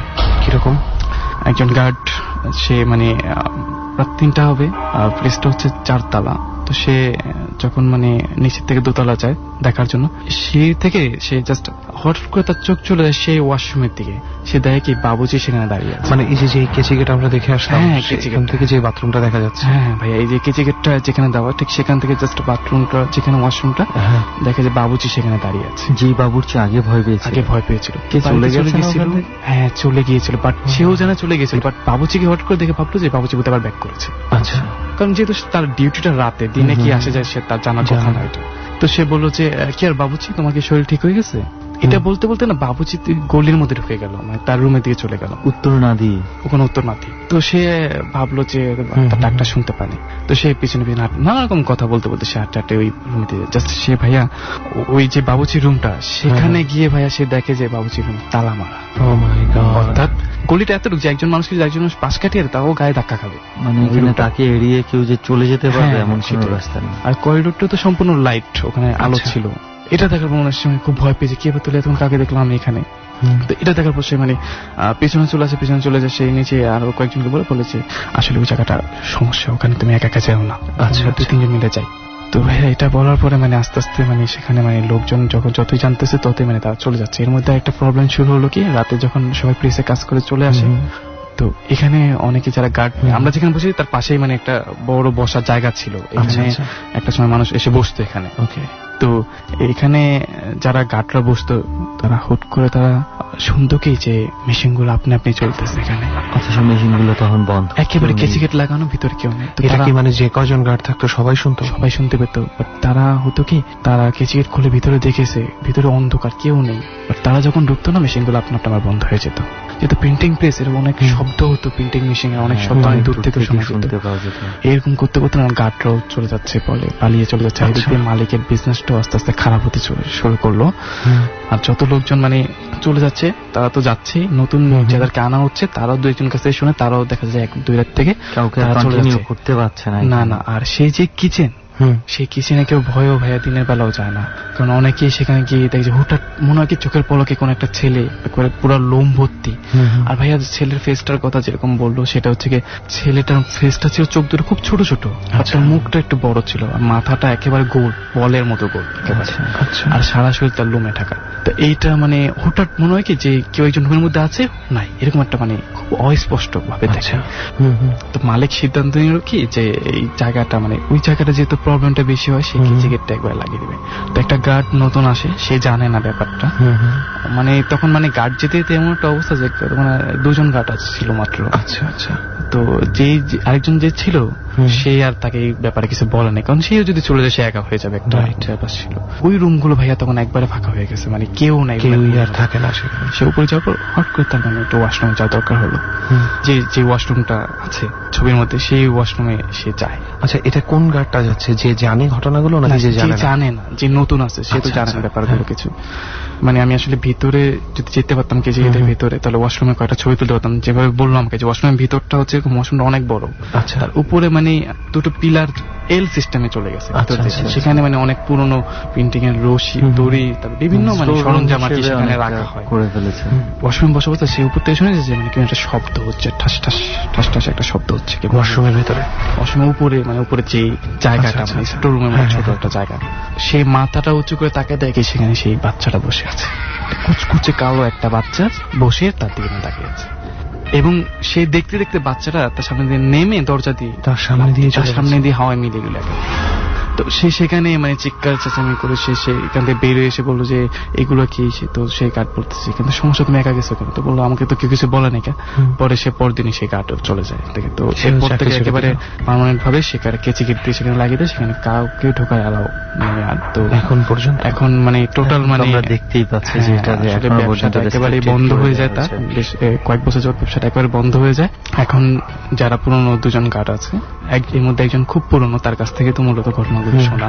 সেই দোতলা সেই পুরো জায়গাটা একেবারে কেউ ঢুকতে পারে না সেখানে, বাট উপরের রুমগুলো ঠিক আছে, ওখানে কোনো সমস্যা হয় না। ওখানে গোডাউন নাকি শুনছি ভাড়া দিছে, ওখানে গোডাউন। আচ্ছা, তো এই হচ্ছে এখানের ঘটনা এই প্রেসে। তাহলে জানি না, হয়তো আমরা যদি যাইতে পারতাম কেচিগেটটা খুলে একটু ভিতরে। সবচেয়ে অবাক বিষয় কি জানিস রেহান, আমরা এখন এই রাতে এখানে আছি, এই কেচিগেটের ওপারে যেই জিনিসটার কথা সোহান ভাই বলল, হয়তোবা এখনো সেটা আছে, তারই চর্চা চলছে, রাইট? হয়তোবা কোনো অ্যাক্টিভিটিস সে চালাচ্ছে। সোহান ভাই, আপনার কিছু কথায় আমি যতটুকু বুঝি, আমার কেন যেন মনে হচ্ছে আপনি ওই ওয়াশরুমটার ভিতরে গিয়েছিলেন কোনো না কোনো এক সময়। আমি একবার গিয়েছিলাম অনেকদিন আগে, রাইট? এই কারণেই আপনার ডেসক্রিপশন গুলো এত একই। আমি যখন আমার ফ্রেন্ডের মুখ থেকে শুনি এটা, তখন আমি একবার গিয়েছিলাম, বাট তখনও তো আমি গুরুত্ব দিইনি। আমি গিয়েছিলাম দিনের বেলা। আচ্ছা, এবং আমি ওই যে এল সিস্টেম যেটা সেটা আমি দেখেছি। বাট আমার বন্ধু যখন এই ঘটনাটা বললো, যখন ও মানে আস্তে আস্তে বলতে শুরু করলো যেখানে আরো অনেক কিছু ঘটে, তখন মানে যখন খোঁজ খবর নেওয়ার জন্য আমি রেহান ভাইকের আগে যখন প্রোগ্রামে আসলাম তখন বলেছিলাম প্রেসটার ব্যাপারে আমি কথাটা, যে আমি এটা প্রেসে যাবো। তো আমি সেখানে গিয়ে মানে আস্তে আস্তে মানে তারা বলতে চায় না, অনেক রিকোয়েস্ট করে তাদেরকে ঘটনাগুলো জানলাম, বাট তারা বলতে চাচ্ছে না। এই কারণে এখন কিছুদিন আগে শুনলাম প্রেসটা সেল হয়েছে, সেই জন্য আমরাও একটু বেশি কিছু ডেসক্রিপশনে যাচ্ছি না, হয়তো অনেকেই চিনে ফেলতে পারেন। এবং সোহান ভাইকে অনেক ধন্যবাদ যে এই জায়গাটা ম্যানেজের ব্যাপারে, সমস্ত কিছুর ব্যাপারে যথেষ্ট পরিমাণ হেল্প করেছে, ইনক্লুডিং চার্জার্স, রাইট? যার জন্য এটা পসিবল হয়েছে এরকম একটা এপিসোড আমাদের পক্ষে ধারণ করা। আর সেই সঙ্গে যেই ঘটনাগুলো শুনলাম আপনার কাছ থেকে, বেশ কয়েকটা ঘটনা একদম দুর্দান্ত রকম হরিবল, এবং যত হরিবল হয় ততই ভয়ঙ্কর হয়। যাই হোক, এই প্রেসে বসে আরো কিছু গল্প আমরা শুনবো, তাই না? ওকে, আরো যারা আছে তাদের ঘটনায় এবার যাই। আমরা তো শুনছি এবং এই পরিত্যক্ত প্রেসের মধ্যে বসে একটু অন্যরকম, যখন আমরা রেহান একটু বাইরের অন্যান্য স্পটে থাকি, একটু বনে জঙ্গলে বেশিরভাগ সময় যাওয়া হয়, ওই তুলনায় কিন্তু আজকের এটা একটু অন্যরকম। আমি মাঝে মাঝে চিন্তা করি যে বনে জঙ্গলে মানুষ ভয় বেশি পায়, অথচ বনে জঙ্গলে তাও কোনো না কোনো একদিকে দৌড়ে চলে যাওয়ার একটা স্কোপ থাকে, বাট যখন বদ্ধ কোনো জায়গায় বা ঘরে কেউ আটকা পড়ে তখন কিন্তু আসলে আর কিছু করার নেই। এবং সবচেয়ে আরো একটা আশ্চর্যের বিষয় আমি যখন চিন্তা করছি যে এই জায়গাটার একটু বাইরেই মানুষজন, মানে অনেকে হয়তো জানেও না যে এখানে কি চিন্তাই করতে পারছে না, চিন্তাই করতে পারবে না, ভাবতেই পারছে না যে এখানে কলাপসেবল গেটটা সম্পূর্ণ অন্য কোনো কারণে দেয়া থাকে। রাইট। তো যাই হোক, চল আরো যারা আছে এবার একটু তাদের দিকেও যাই আমরা। তো ভাইজান, আপনার পরিচয়টা একটু জানি আপনার কাছ থেকে। আপনার নাম কি, কোথায় থাকেন, কি করেন? ভাইয়া, আমার নাম হচ্ছে নীরব, আমি ঢাকা কামরাঙ্গীরচর থাকি। ওকে, এই প্রেস সম্পর্কে আপনি আগে কোনোদিন কোনো কিছু শুনেছেন এখানে? যেহেতু কামরাঙ্গীরচর আর পুরান ঢাকার দূরত্বটা খুব বেশি না। না ভাই, প্রেস সম্পর্কে আমি এখনো কিছু একটা শুনি, তবে আমি কামরাঙ্গীরচর আসছি নতুন, আগে থাকতাম হচ্ছে আপনার জিঞ্জিরা। আচ্ছা, আসলে এই প্লেসটার ব্যাপারটা একটু বলে রাখা ভালো, যে হয়তোবা স্পেশালি যারা প্রেস বিজনেসে আছে তারা হয়তো খুব ভালোভাবে জানবে। অনেকেই ভাবতে পারে যে একটা বিল্ডিং কোনো কারণে বন্ধ হচ্ছে, হয়তো কোনো কেস চলছে, অনেক কিছুই ভেবে নিতে পারে। আসলে এখানে ভুতুরে ব্যাপারটা বা স্পুকি ব্যাপারটা ধরতে পারার কথা না সবার, যেহেতু আমরা জানি যে স্বয়ং যে আমাদেরকে এখানে নিয়ে এসেছে অর্থাৎ সোহান ভাই, সে এবং মালিক পক্ষ থেকে একেবারেই চাওয়া হচ্ছে না যে এই ধরনের কোনো ব্যাপার ছড়িয়ে যাক, সো না জানারই কথা। ওকে, আমরা এবার নীরব ভাইয়ের ঘটনায় যাই। কোন ঘটনাটা আপনি আমাদেরকে বলতে যাচ্ছেন এবং সেই ঘটনাটা কবে ঘটেছে? আমি আপনাদেরকে যে ঘটনাটা বলতে যাচ্ছি সেটা হচ্ছে কিশোরগঞ্জের ঘটনা। প্রায় আজ থেকে কমসে কম 12 বছর আগে। তখন 5টা ফ্রেন্ড মিলে, মানে ক্রানীগঞ্জ থেকে ফ্রেন্ডকে নিয়ে ওদের বাড়িতে যাবো কিশোরগঞ্জ। আচ্ছা। তো কিশোরগঞ্জ আপনার রেল স্টেশন থেকে প্রায় 2.5 থেকে 3 কিলো ভিতরে রিক্সাতে যেতে হয়। তো ফ্রেন্ডের বাসার পাশে হচ্ছে পুষ্কিনের বাড়ি হচ্ছে চিতাখোলা, আর আমার স্টুডিও হচ্ছে সেই চিতাখোলা নিয়ে। আচ্ছা। তো ওখানে যে মানে ফার্স্টে ওদের বাসায় বসে হালকা পাতলা কিছু নাস্তা দিচ্ছে, তো নাস্তা খাওয়ার পরে তো আমরা ওই হাঁটতে হাঁটতে চিতাখোলার মাঝে যা বসছে। আচ্ছা, আপনারা কি জাস্ট এমনিতেই ঘোরার জন্য ওখানে? ঘোরার জন্য গেছি। ওকে। বসার পর কথাবার্তা করার পর এর ভিতরে ফ্রেন্ডের নাম হচ্ছে জাহাঙ্গীর। তো জাহাঙ্গীরের আম্মা ডাক দিচ্ছে যে তোমরা খেতে আসো, পরে আমরা চলে আসি। সকালবেলা ঘুম থেকে উঠে, আচ্ছা, ঘুম থেকে উঠে আমরা শুনে যে যার মতো ব্রাশ নিয়ে ওই চিতাখোলা যেয়ে বসে। তো চিতাখোলা বসার পরে মানে ফার্স্ট এমন হয় যে ব্রাশ করতে করতে মানে খুব টায়ার্ড লাগতেছে, বসার যে এগুলো আছে, তো এখানে মানে যে যার মতো মানে শুয়ে পড়লো। মানে এটা কি প্রত্যেক জনেরই টায়ার্ড লাগা শুরু করেছে একই সাথে? হ্যাঁ। আচ্ছা, খুব সম্ভবত আপনারা রাত্রে অনেক রাত পর্যন্ত মজা করেছেন, আড্ডা দিয়েছেন, সকালে ওঠাটা ওই জন্য হয়তো একটু বেশি টায়ার্ড ছিলেন। তো আমি ওখানে মানে শুয়ে পড়লাম। তখন প্রায় 11:30 12টা বেজে গেছে। ভয়ঙ্কর বিষয়টা হচ্ছে ভাই, জাহাঙ্গীরের আম্মু প্লাস জাহাঙ্গীরের আব্বু ওই চিতাখোলা কিন্তু এসে গেছে, কিন্তু আমাদেরকে দেখেনি। আচ্ছা। অথচ চিতাখোলাটা কিন্তু একটা খোলা জায়গা, মানে যে কারোরই দেখার কথা। হ্যাঁ, যে কারোরই দেখার কথা, কিন্তু ওনারা আমাদের কাউরেই দেখেনি। আচ্ছা। পাপ্পুর যে ফোনটা ছিল, ওই ফোনটার ভিতরে হঠাৎ একটা সাইলেন্ট বেজে ওঠে, পাপ্পু ঘুম থেকে ওঠে। তো আমাদেরকে সবাই ডাক দিয়ে উঠাইলো। তো আমরা বাসায় গেলাম, সন্ধ্যার পর এসে বসছে আবার এখানে। আচ্ছা, বাসায় যাওয়ার পরে সেই জাহাঙ্গীরের বাবা মার রিয়াকশন কি ছিল? ফার্স্টে জিজ্ঞেস করলো যে বাবা তোমরা কোথায় ছিলাম। আচ্ছা। বললাম মানে ওনারা এইভাবে বললাম যে আমরা এখানেই তো ছিলাম। বললো যে এখানে তো ডাকাডাকি করলাম, খুব পেলাম না। পরে বললাম যে না, হয়তো আইনটি শুনি নাই। যাই হোক, ওনারা বেশি কথা বলে নাই। আপনারা যে আবার এই চিতায় আসলেন মানে বিকেল বেলা, চিতাটা কি পরিত্যক্ত, এখানে আর মানে ব্যবহার করা হচ্ছে না এরকম কিছু? পরিত্যক্ত বলতে আপনার ওই সাইডটা আগে হিন্দু পরিবার ছিল খুব, কিন্তু এখন নাই বললেই চলে। যেটা বলতে যাচ্ছে যে আসলে মানে হিন্দু সম্প্রদায়ের সংখ্যা কমে যাওয়াতে এখন খুব একটা ব্যবহার হয় না। ওকে, তারপর তো আমরা সন্ধ্যার সময় মানে মাগরিবের আজানটা দেবে ভাব, তো এই সময়টা যা বসছে। বসার পর শামীম নামের এক ফ্রেন্ড আছে, ওখানে বসা অবস্থায় বলতেছে যে বন্ধু আমি ঘুমাবো। মানে ওই জায়গাটা এমন একটা মানে গেলে খুব ঘুমে ধরতো, আর কেন যে ধরতো তাও বুঝতে পারতাম না। তো বলছি যে ঠিক আছে তুই রেস্ট নে, আমরা তো এখানে আছি, গল্প টল্প করতেছি। তো গল্প করতে করতে কে কখন ঘুমিয়ে গেছে বলতে পারে না। তো ঘুম থেকে যখন মানে আমার মানে স্বামী বলতেছে যে ও চিক্ষুতে উঠছে, তো বললাম যে কি হয়েছে? বন্ধু মানে খুব অন্ধকার হয়ে গেছে। বন্ধু কি হয়েছে? বলতেছে যে বন্ধু আমি না এখানে কাউকে শুয়ে ধরেছিলাম। মানে শুয়ে ঘুমিয়েছিল, মানে ধরে শুয়ে আসল। আচ্ছা, কেউ তাকে ধরে শুয়েছিল, এটা তার মনে হয়েছে? বললাম যে কিরকম? বন্ধু আমার কাছে মনে হলো যে কোন একটা কঙ্কল জাতীয় জিনিস মানে আমাকে খুব জোরে ধরে শুয়ে আছে। ঠিক আছে, হ্যাঁ, কিন্তু ওখানে অ্যাকচুয়ালি কেউ ছিল না, ওখানে জোরে ধরে শুয়েছিল হচ্ছে আমার আরেকটা ফ্রেন্ড, নাম হচ্ছে কুরবান। ও একটু মানে এই টাইপের, ও ওরে খুব শক্ত করে জোরে শুয়েছিল।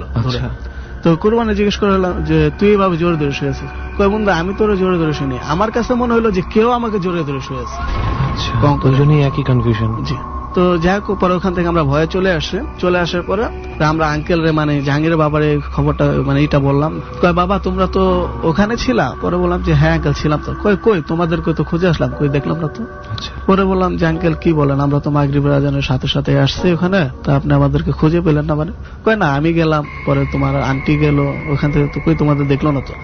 পরে বললাম যে ঠিক আছে আঙ্কেল আমরা ওখানে ছিলাম, হয়তো কোনো একটা সমস্যার কারণে দেখা হয় না, কিন্তু আঙ্কেল ব্যাপারটা হচ্ছে এই যে আমরা ওখানে বসলে মানে আমাদের খুব ঘুমে ধরে, তারপর এই সমস্যাগুলো হয়েছে। আচ্ছা। পরে উনি বললো যে আঙ্কেল আপনার ওখানে যায়েন না, কিন্তু ভাই আমাদের না ওই জায়গাটা খুব যেতে ইচ্ছে করতো, টানতো জায়গাটা আপনাদের। আর তার উপরে ব্যাপারটা হচ্ছে ওরা দুজন কি দেখলো, মানে এটা নিয়ে আমাদের ভিতরে একটা আতঙ্ক সৃষ্টি হলো। তারপরে দিনও গেলাম, সকালবেলা ভোরবেলা উঠে চলে গেছে। তো এর ভিতরে জাহাঙ্গীর আম্মু একবার নিষেধ করছে যে বাবা তোমরা যাও না, ওখানে বসো না, অন্য কোথাও বসো। তাই আমি বলছি যে আন্টি সমস্যা নাই, আজকে তো দিন সকালই হয়ে গেছে, এখন আর কি হবে। তো সকালে বসার পরে ওই শামিমের যে কথা বললাম, তো কেমন জানি মানে একটু মানে ওখানে যাওয়ার পরে চোখ টোক বড় করে মানে একটু অন্যরকম অবস্থা। আচ্ছা। মানে কুরবানি ধরে মারতেছে, কুরবান তুই আমার এরকম ভাবে ধরে শুয়েছিলি কেন? তো কুরবান বলতেছে যে কোথায়, তুই তো আমার ধরে শুয়েছিলি। মানে ওরা এরকম ধরনের ভাব করতেছে যে মানে ওরা কেউ কারো চিনতেছে না, আর যখন হাত নাড়াচ্ছে শুধু পাপ্পু দেখতেছে যে দুইজনে দুটো কঙ্কর নাড়াচ্ছে, মানে হাত কঙ্কাল নাড়াচ্ছে, মানে হাতের মাংস টাংস দেখা যাচ্ছে না, শুধু হাড্ডি দেখতে পাচ্ছে সে। কিন্তু আমরা দেখতেছি যেখানে শামিম আর কুরবান করতেছে, আর ওখান থেকে শুধু একমাত্র পাপ্পু দেখতেছে যে দুইজনে দুটো কঙ্কাল করতেছে। আচ্ছা। পাপ্পু মানে এটা দেখার পর মানে একটা চিক করে দেবো, তোরা আসিস না এই বলে একটা চিক করে দিচ্ছে। কিন্তু পাপ্পু আবার যখন আমরা ওদেরকে ছেড়ে চলে আসছি দূরে, মানে পাপ্পুর চিক শুনে, তো আমাদের পিছে পিছে শামিম ওরাও চলে আসছে। আচ্ছা। পরে আমি আবার শামিমরে জিজ্ঞেস করলাম যে বন্ধু কি হয়েছে, আসলে ব্যাপারটা কি, তোমরা ঝগড়া করো কেন? পরে ও বলতেছে যে কই ঝগড়া করলাম না, তো আমি তো পাপ্পুর সাথে ছিলাম। তার জাহাঙ্গীর বলতেছে যে কুরবান তো আমার সাথে ছিল। তা আমি বললাম যে তাহলে আমি কারে দেখলাম ঝগড়া করতে? আর পাপ্পু বলতেছে যে কই আমি তো ওদেরকে দেখিনি, আমি দেখছি যে দুইটা কঙ্কল ঝগড়া করতেছে, মানে মানুষই কিন্তু ওদের শরীরে কোনো কিছু নেই, শুধু হাড়গুলো আছে, ওরাই ঝগড়া করতেছে। যে একজন আরেকজনকে বলতেছে যে তুই কেন আমাকে ধরে শুয়েছিস, আর ও বলতেছে যে তুই কেন আমার ধরে শুয়েছিলি। আসলে এই ব্যাপারগুলো কিছুই ঘটেনি না। তারপর আমরা লাস্ট যেদিন চলে আসব, মানে তার আগের দিন রাত্র শুয়ে আছি, তো রাত্রে আপনার প্রায় 2:30টার মতো বাজবে। এমন সময় মানে আমাদের যে ফ্রেন্ড মাসুক আমার পাপ্পু, যে ও ঘুম থেকে উঠে দেখি যে মানে আমার একটা অভ্যাস খারাপ, মানে গায়ে হাত দিয়ে শোয়ার অভ্যাস, জায়গাটা একটু খালি খালি লাগতেছে। স্বামী আমরা ডাক দিলাম যে বন্ধু পাপ্পু বলতে পারো কোথায়? ও তো শুয়েছিল এখানে। নাই তো এখানে। রাত্রে একসাথে শোস নাই? বললাম যে হ্যাঁ দোস্ত রাত্রে একসাথে শুইলাম, তো এখন তো দেখতেছি না। বাথরুমে গেছে। পরে আমি বললাম যে দোস্ত তুমি তো ওরে চিনো, তো একা বাথরুমে যাওয়ার মতো ছেলে না। তো সবাই উঠলাম, কুপি জ্বালালাম, গড়টর খুঁজে দেখলাম, খাটের নিচে দেখলাম যে নাই। মানে আমার ওই ফ্রেন্ড জাহাঙ্গীর বাবারে ডাক দেওয়া হলো, জাঙ্কেল এরকম এরকম, আমাদের ফ্রেন্ডের তো পাওয়া যাচ্ছে না। আচ্ছা। উনি বললো যে তোমাদের সাথে শুয়েছিল? বললাম যে হ্যাঁ, খাওয়া দাওয়া শেষ করে তো শুইলাম একসাথে, তো কোথাও খুঁজে পেলাম না। তো আঙ্কেল আসলো, একটা চাঁদা লাইট নিয়ে আসছে, গেল আমাদের সাথে বের হলো, আঙ্কেলে নিয়ে চিতা খোলা হয়ে গেছে। যখন আমরা ওই আঙ্কেলে নিয়ে চিতা খোলায় আসছে, তো আসার পর দেখতেছি যে নাই।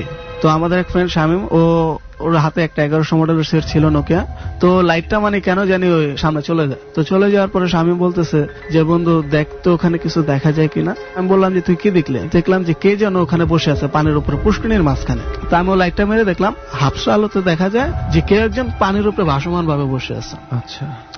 আঙ্কেলে বললাম, আঙ্কেলে লাইট মারলো তো, কিন্তু ওটাতে কিছুই দেখা যাচ্ছে না। তারপর আঙ্কেল বলতেছে যে বাবা তোমরা ভুল দেখতেছো, পাপ্পু হয়তো আছে কোথাও, তোমরা অন্য কোথাও খুঁজে দেখো। তো তখনই পুষ্করিণী পাড় থেকে দুইটা শব্দ আসলো যে বন্ধু তোমরা আমার ছেড়ে চলে গেলা, আমার নিলা না, মানে এরকম একটা, হ্যাঁ মানে পাপ্পুর কণ্ঠে এরকম একটা শব্দ আসলো। তো তখন আমরা আবার বের হলাম, যে চাচা আমাদের কাছে মনে হলো যে শব্দটা এখান থেকে আসছে, ওইখানে কোথাও আছে। তো ওই যে 1100 মডেলের যে সেটটার কথা বললাম, তো ওই সেটটা নিয়ে আমরা ওই চিতাকলাদের সামনে এসে মানে আবার মারছি, মানে পিছ থেকে একটা দেখা যায়, মানে ব্যাক সাইডটা দেখা যায় কিন্তু সামনের সাইডটা দেখা যায় না। কিন্তু সামনের সাইড দেখার জন্য আমরা ওই চিতাকলাদের সামনে ঘুরে গেলাম, দেখলাম যে হ্যাঁ পাপ্পুর মতোই বসে আছে। ওই আঙ্কেল বলতেছে যে বাবা তোমরা এখানে কেউ যাও না, কোনো সমস্যা হতে পারে, তো তোমরা এক কাজ করো, বাসায় আসো, আমি জাহাঙ্গীর চাচারা নাই, ও কিছু একটা করবে। তো বাসায় যাওয়ার পরে ওই চাচারে ফোন দিছে, চাচা আসছে আর 2-3 জন নিয়ে আসছে, সাথে একজন ফকির নিয়ে আসছে। ফকিরটা আপনার আমি কখনো দেখি না অ্যাকচুয়ালি, মানে ফার্স্ট ওই দিনকে ফার্স্ট দেখছিলাম যে লবণ নিয়ে ওই পানিতে ছিটিয়ে দেওয়া হয়েছে। কোন পানিতে? ওই মানে পুষ্করিটা, পুকুরের পানি। আচ্ছা, পুষ্করিতে লবণটা ছিটিয়ে দেওয়ার পরে ওই অবয়বটা মানে চলে গেছে, কিন্তু তার 5 থেকে 10 মিনিট পর দেখা গেছে যে পাপ্পু ওখান থেকে ভেসে উঠছে। মানে তো আপনি বুঝাচ্ছেন মৃত অবস্থা? না, মৃত না, কিন্তু আমি ভেসে উঠছে। আচ্ছা আচ্ছা, হ্যাঁ ভেসে উঠছে। ভেসে ওঠার পরে আপনার ওই ফকিরটাই নামছে, আমাদেরকে নামতে নিষেধ করছে, উনি নেমে ওখান থেকে নিয়ে আসছে। তখন প্রায় ফজর আজান দেবে ভাব, ফকির ওরে ফুটু দিয়ে কোন রকম জ্ঞান করছে। সেন্স ফিরানোর পরে ও জিজ্ঞেস করলাম যে তুই ওখানে কিভাবে গেলি বা কিভাবে আসলে? কয় বন্ধু, আমার কাছে মনে হলো যে রাত্রে আমি আসছি, সাথে একসাথে খাইছি, তুমি আমার ধরে শুইছ। হ্যাঁ, শোয়ার 5 থেকে 7 মিনিট পর যখন আমার মনে হলো যে কেউ আমার মাথায় একজন হাত দিচ্ছে, কিন্তু হাত দেওয়ার পরে আমি এখানে কিভাবে আসছি বা আমি ভিজাই কেন, ঘরে এত লোক কেন, আমি তা বলতে পারবো কি ছিল। ওকে, আমি আসলে ওনার ফার্স্ট স্টোরি শুনে যেটা বুঝলাম, কিছু মুভিতে দেখেছি মানে এই ধরনের ইলিউশন ক্রিয়েট করা হয়। এই টোটাল ব্যাপারটাই কিন্তু ইলিউশন। একজন দেখছে, একজন দেখতে পাচ্ছে না, কেউ ফিল করছে, কেউ ফিল করছে না, একজন কঙ্কালের মতন কিছু একটা দেখছে, আরেকজন সম্পূর্ণ মানুষ দেখছে, অথচ দুটার একটা ওখানে ছিল না। চিতাখোলায় গেলেই তারা ঘুম ঘুম ভাব ফিল করছে, টায়ার্ড ফিল করছে, ঘুমিয়ে যাচ্ছে, কিন্তু কোনো কারণ ছাড়াই ওই একই জায়গায় বারবার যাচ্ছে। এমনও নয় যে এটা খুব সুন্দর একটা টুরিস্ট স্পট বা খুব সুন্দর কিছু দেখার আছে। মানে যেই জায়গাগুলোতে একটু বারণ করা হয়, যে এটা করার জন্য একটু নিষেধ করা হয় কিছু মানুষের, হয়তো এটা অধিকাংশ মানুষের টেন্ডেন্সি থাকে যে ওই জিনিসটা বারবার করার জন্য। এটা একটা হতে পারে যে এক্স্যাক্টলি ওই সময় বারবার ওই জায়গাটাতে চলে গেছে। মানে সেটাও একটা মানে ঘটনাবহুল কিছু হলে একটা ব্যাপার ছিল, বাট ওনারা কিন্তু ওখানে শুধুই যেত বসে থাকার জন্য। আমার মনে হয় ওনারা যেখানে ছিল সেখানে বসে থাকার, আড্ডা মারার আরো অনেক জায়গা ছিল না ভাই? জি জি। তারপরে আপনারা সেখানেই যেতেন? ওখানে মানে আসলে ব্যাপারটা মানে আমাদের ওখানটাতে যেতে ইচ্ছে করতো, এত কিছু হওয়ার পরও দেখা যেত যে আমাদের ওখানে না গেলে ভালো লাগতো না। আর কেন যে বসতাম, কি হতো আসলে বুঝতে পারতাম না। দেখা যাচ্ছে বাসা থেকে একজন আরেকজন এটাকে নিয়ে গেত। রাইট। সো একটা ঘটনা শুনলাম আপনার কাছ থেকে। ঘটনাটা ভয়াবহ রকম ভয়ঙ্কর না হলেও আমি বলবো যে এই ধরনের ইলিউশন গুলো খুব বেশি মানুষকে নিজের জায়গা থেকে অনেক দূরে সরিয়ে নিয়ে যেতে পারে। এভাবে এরকম অনেক ঘটনা ঘটেছে যে মানুষ কেন, কোথায়, কি জন্য গিয়েছে তারা বলতে পারে না। তারা একেবারে সত্যের মতনই একটা জিনিস দেখতে পায়, কিন্তু জিনিসটা আসলে সত্য না। ডর মানে ভয়। ডর বাংলাদেশের হন্টেড প্লেস ভিত্তিক শো। বাংলাদেশের বিভিন্ন আনাচে কানাচে জায়গায় ছড়িয়ে ছিটিয়ে আছে ভয় পাওয়া অসংখ্য ঘটনা, এবং এইসব ঘটনাগুলো অবশ্যই জায়গা নির্ভর, যেখানে প্রতিনিয়ত ঘটে চলেছে অবিশ্বাস্য সব ঘটনা। এইরকম ঘটনার সাক্ষী যারা, তাদেরকে নিয়ে আমরা প্রতি সপ্তাহে এরকম একটা হন্টেড প্লেসে বসে ধারণ করি ডরের বিশেষত্ব এটাই। আজকেও ঠিক তেমনই একটি ঘটনার মুখোমুখি হয়েছি আমরা, এবং এই জায়গাটির নাম আমরা এক্সপোজ করছি না এ কারণেই যে সেটা নিয়ে তুমুল বিতর্কের সৃষ্টি হতে পারে। প্রিয় শ্রোতা, আমরা আবারও ডরের মূল গল্পে ফিরছি। ডর। এরকম অনেক ঘটনা ঘটেছে যে মানুষ কেন, কোথায়, কি জন্য গিয়েছে তারা বলতে পারে না। তারা একেবারে সত্যের মতনই একটা জিনিস দেখতে পায়, কিন্তু জিনিসটা আসলে সত্য না। কিন্তু এই মোহটা কে তৈরি করে সেটা আমরা জানি না। এবং আরো একটা বিষয় হচ্ছে যে এই মোহর কথা যখন অন্যজন বলে, অনেকের কাছে এটা মনে হবে পাগলের প্রলাপ। রাইট। যারা এটা ফিল করছে একমাত্র তাদের পক্ষেই হয়তো এটা বোঝা সম্ভব। তবে মানে লাস্ট ডরের পর বৃহস্পতিবার রাতে আমি একটা পোস্ট দিয়েছিলাম এবিসি পেজে, আমি জানি না তুই দেখেছিস কিনা, যে আপনারা অনেকেই আছেন যারা ডর শোনেন কিন্তু আপনারা বলতে চান যে ঘটনাগুলো সত্য না বা ঘটনাগুলো বানানো, এ ধরনের কথা। আমি তাদেরকে স্পেশালি বলেছিলাম যে একটা দিঘি দেখে বলে ছোট, আমি ধরে নিতে পারি সে নদী কিংবা সমুদ্র দেখেছে। কি বলিস? সো যে বলছে যে ঘটনাগুলো মিথ্যা, তার মানে সে সত্য দেখেছে। আপনারা সাধুর আমন্ত্রণ জানাচ্ছি, আসুন আপনাদের সত্য উজাড় করে দিয়ে যান আমাদের কাছে। আমরা দেখি আপনাদের সত্য ঘটনা কতটুকু ভয়াবহ হতে পারে। আমরা সেই অপেক্ষায় রইলাম। তবে আপাতত আরো একটু অপেক্ষা না করে আরেকটা ঘটনায় চলে যায়। আপনার আরো একটা ঘটনা আছে আমরা যতটুকু টিমের কাছে শুনেছি। সেই ঘটনাটা ভাই আসলে খুব ছোট। আমি যে বাসায় থাকি কামরাঙ্গীচর, সেই বাসার হচ্ছে 5 তলা। এখনো যে বাসায় আছে? জি, এখনো স্টিল যে বাসাটাই আছে, ওই বাসার দায়িত্বটা আমাদের উপরে। তো আমি প্রায় সময় রাত্রে ছাদে একা বসে বসে গান শুনতাম। একদিন হঠাৎ করে গান শুনতে শুনতে হঠাৎ হাতে বাড়ি লেগে মোবাইলটা নিচে পড়ে যায়। ফ্লোরটা বেশি একটা উঁচা না, হালকা একটু তা আমি ফোনটা নিয়ে চালু করি, দেখলাম যে মোবাইলের ডিসপ্লেটা চলে গেছে, কিন্তু একটা খুব ভয়ঙ্কর একটা অবয়ব। তো আমি আবার সাথে সাথে ফোনটা নিয়ে নিচে চলে আসে, তো নিচে চলে এসে আবার ফোনটা অন করি। আচ্ছা, ওই ডিসপ্লেটা এমনি নষ্ট হয়ে গেছে, কিন্তু আপনি ডিসপ্লেটার মধ্যে একটা অবয়ব কিছু দেখতে পাচ্ছেন। অবয়বটা কিরকম মনে হচ্ছে? কোনো মানে মানুষের আকৃতির কোনো চেহারা বা এই ধরনের? কোনো মানুষের আকৃতি না, সেফ একটা মাথা, ঘাট থেকে শুরু করে একটা মাথা, খুব ভয়ঙ্কর দেখতে। আচ্ছা আচ্ছা। নিচে চলে যাওয়ার পর আবার সেটটা অন করে দেখি যে না, আমার ডিসপ্লে টোটালি ঠিক আছে, কোথাও কোনো সমস্যা হচ্ছে না, সবকিছুই ঠিক আছে। তারপর আমি ওই রাত্রে আর ছাদে যাই নাই, গেটটা খোলা ছিল। তো আব্বু আমার জিজ্ঞেস করলো যে তুমি কি ছাদ তালা মারো নাই? আমি বললাম যে আব্বু আমি তো রাত্রে চলে আসছিলাম, খেয়াল ছিল না আমার। পরে আব্বু বলছে যে তুমি বেশি একটা ছাদে টাদে যাও না, তো রাত করে ছাদে যাওয়া ভালো না। তারপরের দিন আসেন, তারপরের দিন রাত্রে আবার ছাদে উঠছে, মানে আমাদের ছাদের উপরে মানে এরকম একটা স্পেস, উপরে দিয়ে আরেকটা ছাদ করছে নিচে, মানে সেওয়ার যাতে কেউ বসতে পারে। ছাদের একটা কর্নারে যে দেখলাম সেম, মানে আমি তো মানে মোবাইলে দেখছিলাম যে মাথাটায় মানে একটা মানে খুব ভয়ঙ্কর একটা দেখতে, কিন্তু ছাদের উপরে দেখলাম সেমই মাথা, কিন্তু ওখানে মানে এরকম ভাবে আমার দিকে তাকিয়ে আছে, চোখ বড় বড় করে, খুবই বিশ্রী দেখতে। আমি আমার মোবাইলের ভিতরে যেরকম ভাবে দেখছিলাম ঠিক ওরকম ভাবে ও আমার দিকে তাকিয়ে আছে। আমি ওরে দেখে আসলে কি করবো বুঝতে পারিনি, খুব স্পিডে ছাদ থেকে দৌড় দিছি। আর আমাদের যে ছাদের যে গেটটা ছিল সেটা হচ্ছে লোহার, আমি মানে খুব জোরে বাড়ি মারছি, তো বাড়ি মারাতে মানে শব্দ হওয়ার পরে আব্বু তিনতলা থেকে সাথে আম্মু চলে আসছে। তা আসার পরে দেখছি যে আমি সিঁড়ির যে কানিসে বসে আছে, আম্মু আমার সাথে সাথে জড়িয়ে ধরছে। আব্বু জিজ্ঞেস করলো যে কি হয়েছে, পরে আমি বললাম যে এরকম এরকম। আব্বু দেখো তো ছাদের উপরে কে আছে। তা আব্বু পুরো ছাদটা খুঁজে দেখলো যে কোথাও কিছু নেই। তা আম্মু আমার সাথে করে নিয়ে গেল, পরের দিন জিজ্ঞেস করলো যে আসলে কি হয়েছে। পরে আমি আব্বুরে বললাম যে আব্বু এরকম। পরে আব্বু আমার খুব রাগারাগি করলো, আমার টোটালি ছাদে যাওয়া নিষেধ। তারপরে মনে করেন 12টার এখন উপরে যেতে না। মানে আপনার এটা ছিল দ্বিতীয় ঘটনা। ওকে, আর কোন ঘটনা কি আছে আপনার? আরেকটা ঘটনা আছে, সেটা হচ্ছে আমার আম্মুরে নিয়ে। তখন আমরা জিঞ্জিরায় থাকি, 12টা 12:30 বাজে আম্মু ওয়াশরুমে গেছে। ওয়াশরুম থেকে আসার পরে তার আধা ঘন্টা 1 ঘন্টা পর আম্মু একটা অ্যাবনর্মাল আচরণ শুরু করছে। তো আব্বু আমাদেরকে ডাক দিল। তো মানে আব্বু এগুলো নিয়ে একটু ভয় পায়, তো বলতেছে দেখছো তোর আম্মু কি হয়েছে। পরে আমি আবার আম্মুরে টাচ করতে গেলাম যে আম্মু কি হয়েছে। তো আম্মু আমারে বলতেছে যে তুই আমার ধরবি না, তুই ভিন পুরুষ, তুই আমায় ধরবি না। ভিন পুরুষ মানে? ভিন পুরুষ মানে উনি আমার চিনে না, মানে আমি একটা অন্য পুরুষ, মানে আপনার অপরিচিত আচরণ করছে।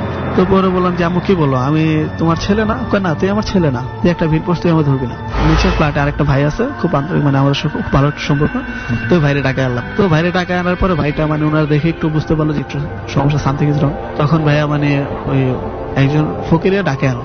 উনি আসতো, উনি আসার পরে উনি এসে ফার্স্টে এই কথা বলছে যে কি ব্যাপার, কেমন আছে? যে ভালো আছি, তুই কেন আসিস? চলে যা, তুই এখানে আসছিস কেন? তুই চলে যা। আপনার আম্মা বলছে? হ্যাঁ, তুই চলে যা, আমি ভালো আছি।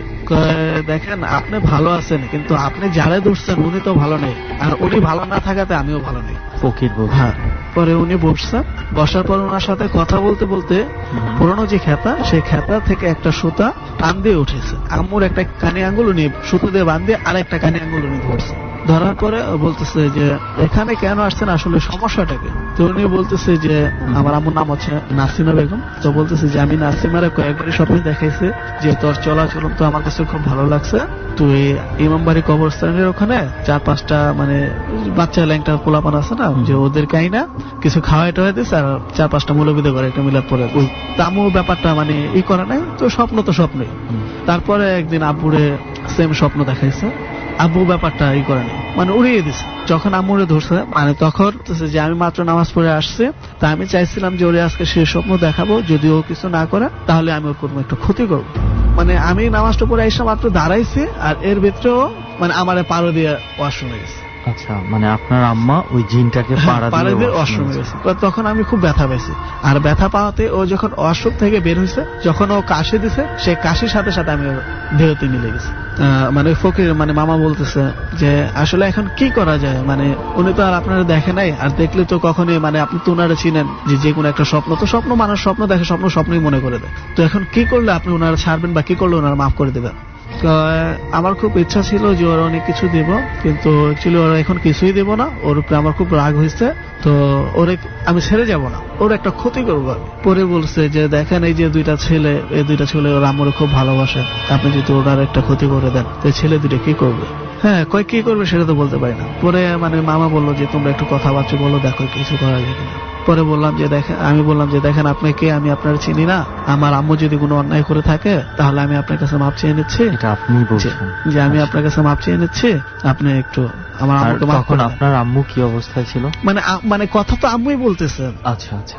তখন সে বলতেছে যে তোমরা তো আসলে বুঝো না যে আমরা কে, এটা কিছু করার নেই, আমি ওর একটা ক্ষতি করবো, কেন আমার পাড়া দিল। তো তখন মানে আমার ছোট ভাইটা মানে আমার সাথে আরো কান্নাকাটি করলো। তো কান্নাকাটি করার পরে মানে ওই জিনটা বলতেছে যে আচ্ছা আপনি এই করেন, ওই ইমামবাড়ি যে কবরস্থানের কথা বলছিলাম ওখানে আরো 10টা ফকির খাওয়াই দেন, মানে 10টা ফকির সাথে আর 4-5টা যে ছোট ছেলে মেয়েদের কথা বলা হয়েছে তাদেরকে খাওয়াই দেন আরো 5-7টা হুজুরাই না ঘরে একটা মিলাদ করাই দেন।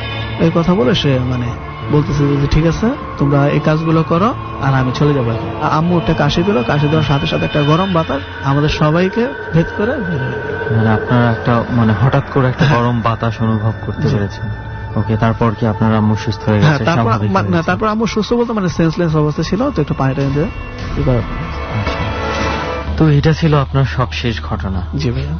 অনেক ধন্যবাদ নীরব ভাই, আপনার কাছে আমরা কয়েকটা ঘটনা শুনলাম এবং মানে কিছু অদ্ভুত ব্যাপার তো অবশ্যই রয়েছে এটার মধ্যে, এবং যারা এই অদ্ভুত ব্যাপারগুলো সামনে থেকে দেখতে পারে তখন বুঝতে পারে যে কত মানে এগুলো আসলে সম্ভব। তা না হলে আসলে এটা বিশ্বাস করার মতো কোনো মানে লজিক সাধারণ মানুষ খুঁজে পাবে না যদি না চোখের সামনে তার না ঘটে। তো অনেক ধন্যবাদ নীরব ভাই আমাদের সাথে এই প্রেসে যোগ দেওয়ার জন্য। ডর নিয়ে আমি আর সুমন আছি আপনাদের সাথে, আর আমাদের সাথে এখন অনেক অতিথির মধ্যে আরো একজন অতিথি যোগ হয়েছে, আর সে হচ্ছে তাজুল, তাই না? তাজুল ভাই কেমন আছেন? হ্যাঁ, ভালো আছি আলহামদুলিল্লাহ। আচ্ছা, ডর সবসময় শোনা হয়? হ্যাঁ, আমি আসলে পারতপক্ষে কখনোই মিস হয় না। তাজুল ভাই এখন কি করছেন? আমি একটা আইটি কোম্পানিতে আছি, আমি ওটাতে টেকনিক্যাল ম্যানেজার হিসেবে আছি। ওয়াও। সো আমরা চলে যাব সেই ঘটনা সূত্রে যেখান থেকে আপনার মনে হয়েছে যে পৃথিবীতে অলৌকিক কিছু জিনিসও থাকে। প্রথমে আমি বলতে চাচ্ছি আমরা পুরান ঢাকায় স্থানীয়, সেখান থেকে আমাদের স্টাডি এবং আব্বু আম্মুর জবের কারণে আমরা শিফট হই ধানমন্ডিতে। তো সমস্যাটা বেসিক্যালি আমাদের দাদু বাসাতেই ছিল। এটা প্রায় কত বছর আগে ঘটেছে? এটা হচ্ছে প্রথম যে কাহিনীটা আমার আর কি, যে সমস্যাটা হয়েছিল সেটা হয়েছিল 97 এর দিকে। 97-98 এর মাঝামাঝি আর কি সময়। দাদু বাসা থেকে আমরা যখন আর কি শিফট করি ধানমন্ডিতে, এমনিতে কোনো প্রবলেম হচ্ছিল না। আমার একটা সমস্যা হতো, সেটা হচ্ছে আমার খুব জ্বর আসতো, খুব দেখা যেত 104-105 জ্বর চলে আসতো, ওটা খুব সহজে নামতো না। এটা বাইরে সবাই মনে করতো যে এটা হয়তো বা কোনো সমস্যা, এমনিতে জ্বর যেরকম আসে সেরকম, বাট আমি যেটা ফিল করতাম সেটা হচ্ছে আমার কাছে সবকিছু মনে হতো যে চারিদিকে যারা আছে সবাই খুব স্লো মুভ করছে, খুবই স্লো, একদম স্লো মোশনে যেরকম যায় যে কোনো জিনিস সেই রকম মুভ করতো। আর একটা বস্তু বা প্রাণী, আমি বলবো আসলে অ্যাকচুয়ালি ওটা মানুষ হতে পারে না, খুব লম্বা এবং তার নাকটা খুব সুচালো, একদম খুবই তীক্ষ্ণ আর কি নাক, খুব লম্বা নাক, খুবই অদ্ভুত ফেস আর কি। সে মুভ করতো খুব ফাস্ট। আচ্ছা, এটা কি আপনি মানে সবসময় দেখতেন? যখন জ্বর আসতো। আচ্ছা, মানে বাসার মধ্যে সেই জিনিসটাকে আমি দেখতাম। If you don't mind me asking, জ্বরটা কি আপনার কোনো রেগুলার বেসিসে কোনো একটা সময় আসতো নাকি হঠাৎ হঠাৎ? না, এটা হঠাৎই আসতো আসলে, মানে কোনো কারণ নাই, হঠাৎ মানে দেখা গেল আজকে এখনই সুস্থ, হঠাৎই জ্বর চলে আসছে। আচ্ছা, তখনই আমি দেখতে পাচ্ছি, মানে এটা খুব উইয়ার্ড আর কি জিনিসটা।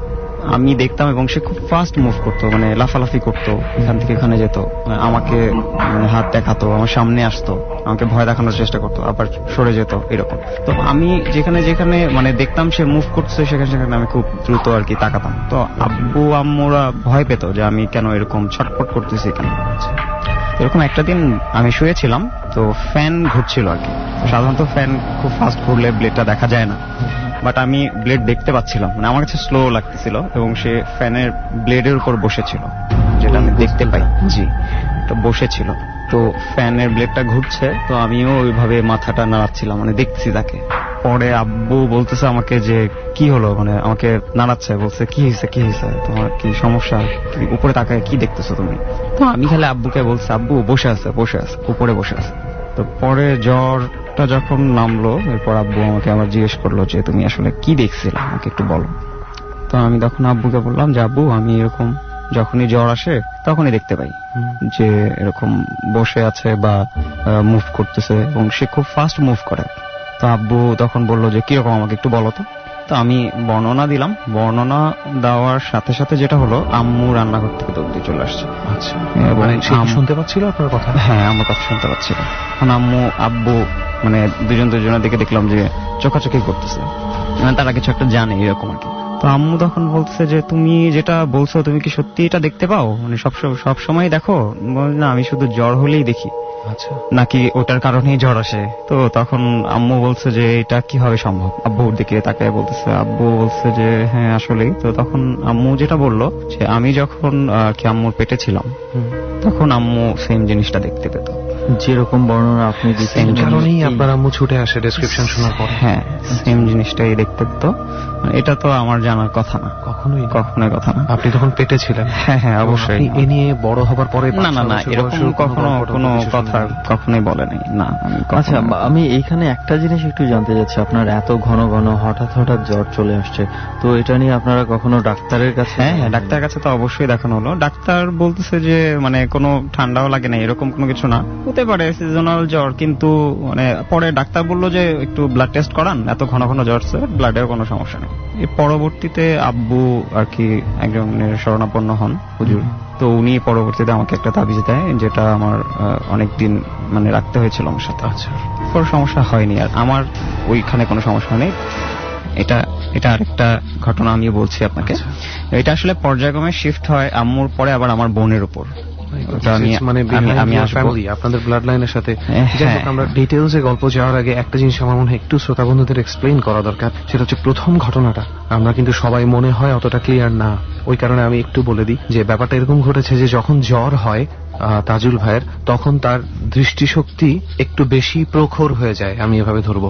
যেমন মাছি খুব সুন্দরভাবে আলাদা আলাদা করে প্রত্যেকটা ভিউ দেখতে পায়, যেহেতু তার 36,000 চোখ আছে, ঠিক সেভাবেই তার ব্রেন এমন ভাবে কাজ করে, সে ফ্যানের ব্লেড যে ঘুরতে থাকে কন্টিনিউয়াসলি, আমরা কিন্তু এক একটা ব্লেড আলাদা করতে পারি না, কিন্তু তার দৃষ্টিশক্তি স্লো না, আমি বলবো অনেক ফাস্ট হয়ে যাওয়াতে সে প্রত্যেকটা ব্লেডকে আলাদা আলাদা ভাবে ঘুরতে দেখতে পায়।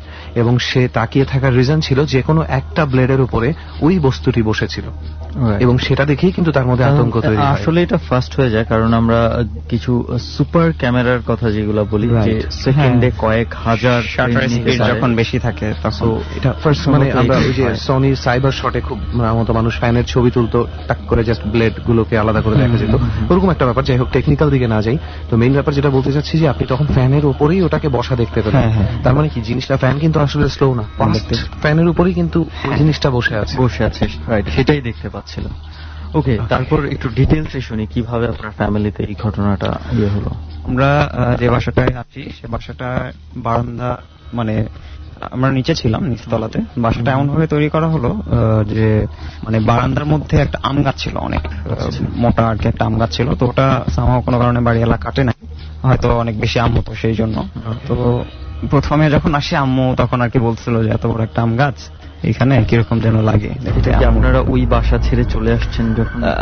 দাদু পুরান ঢাকা থেকে যখন ধানমন্ডি আসছি, ধানমন্ডি বাসার কথা বলছে, যেখানে আমার সমস্যা হচ্ছিল। হ্যাঁ, তখন ছোট মামা ছিল, ছোট মামা তাবিজ নেওয়ার পরে আপনার সাথে আমার সাথে কোনো সমস্যা হচ্ছিল না। তখন ছোট মামার ফ্রেন্ড আর কি বলছিল, আম্মুকে বলতেছিল যে হ্যাঁ এখানে এই বাসায় সমস্যা আছে, মানে এমনিতেই দুষ্টামি করতেছিল আর কি। তো আম্মু ওটাকে সিরিয়াসলি নিল, আম্মু খুব ভয় পায় আর কি। তো যাই হোক, একদিনের ঘটনা, সেটা হচ্ছে আমি পড়তেছিলাম সন্ধ্যায় ডাইনিং স্পেসে, আমি এবং আমার বোন পড়ালেখা করতেছিলাম। আমার আব্বু অফিস থেকে আসে আর কি, বাজার টাজার করে নিয়ে আসে। তো মাছ টাছও কিনেছিল অনেক, তো আম্মুকে দিয়েছে। আম্মু আমাদের বেডরুমের সাথেই লাগো আর কি কিচেন। হ্যাঁ, আম্মু কাজ করছিল। বললাম যে আম্মুকে গিয়ে বলছি যে আম্মু আমার ক্ষুধা লাগছে। আমি তখন অনেক ছোট, থ্রিতে পড়ি। তো আম্মু তখন মানে আমি ঢোকার পরে দেখলাম কিচেনে আম্মু মনোযোগ দিয়ে শুধু মাছটার দিকেই তাকিয়েছে। আচ্ছা, বসে। আম্মু এরকম করে না কখনো, সে বসে আছে জাস্ট। আমি যখন তাকে বললাম যে আম্মু আমার ক্ষুধা লাগছে, তো আম্মু এমন ভাবে আমার দিকে তাকালো যে আমি ভয় পেয়ে গেছি, মানে একদম চোখ টোক বড় করে গরম করে বলছে যে যাও, যখন সময় হবে তখন দিব। খুব জোরে বলছে, সাউন্ডটা মানে আম্মু মতো ছিল না এরকম।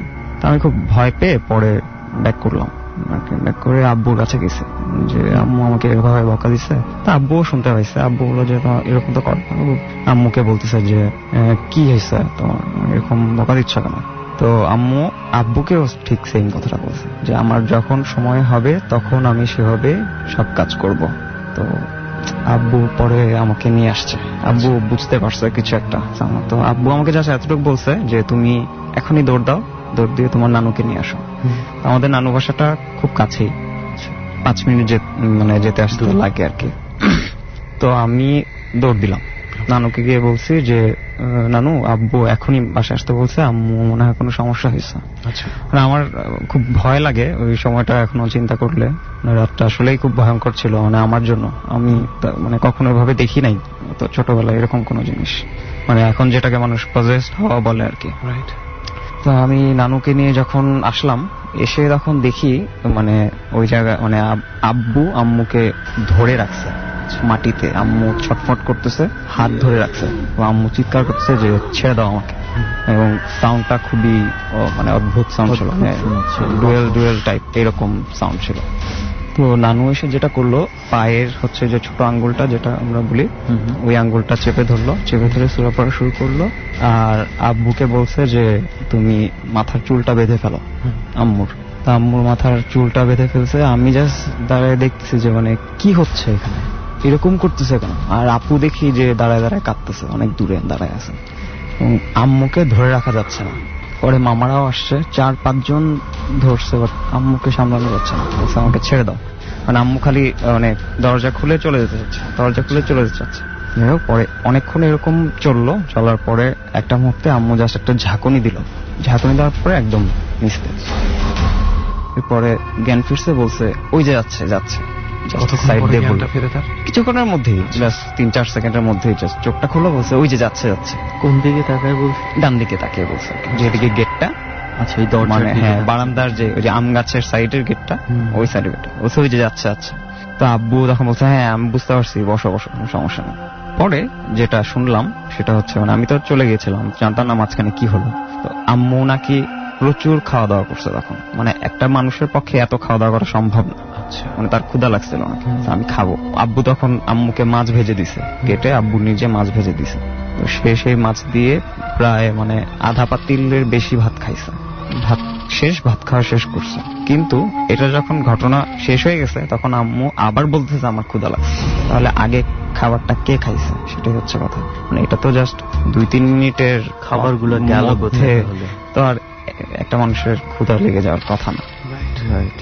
তো এটা হচ্ছে গিয়ে মানে আমার চোখে দেখা ওই দিনের অত ছোট বেলার একটা ভয়ঙ্কর সমস্যা।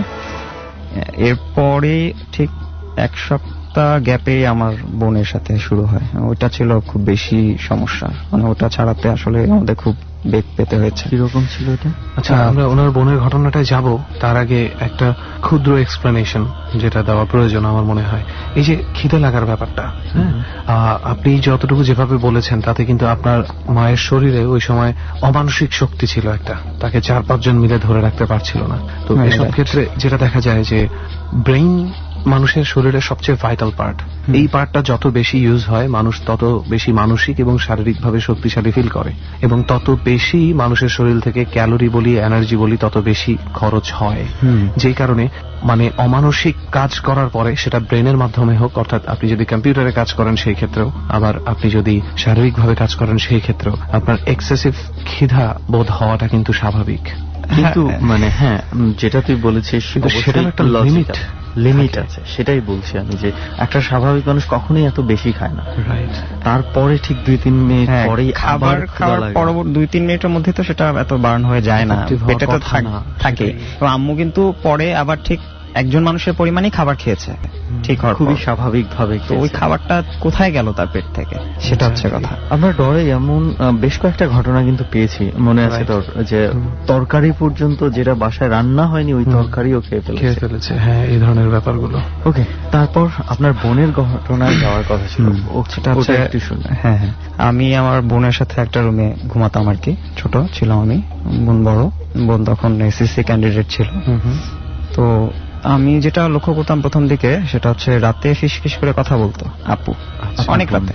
আমার ঘুম ভেঙে যেত এই 2:30-3টা, এবং চোখ খুলে দেখতাম যে আপু ঘুমের মধ্যেই কথা বলতেছে।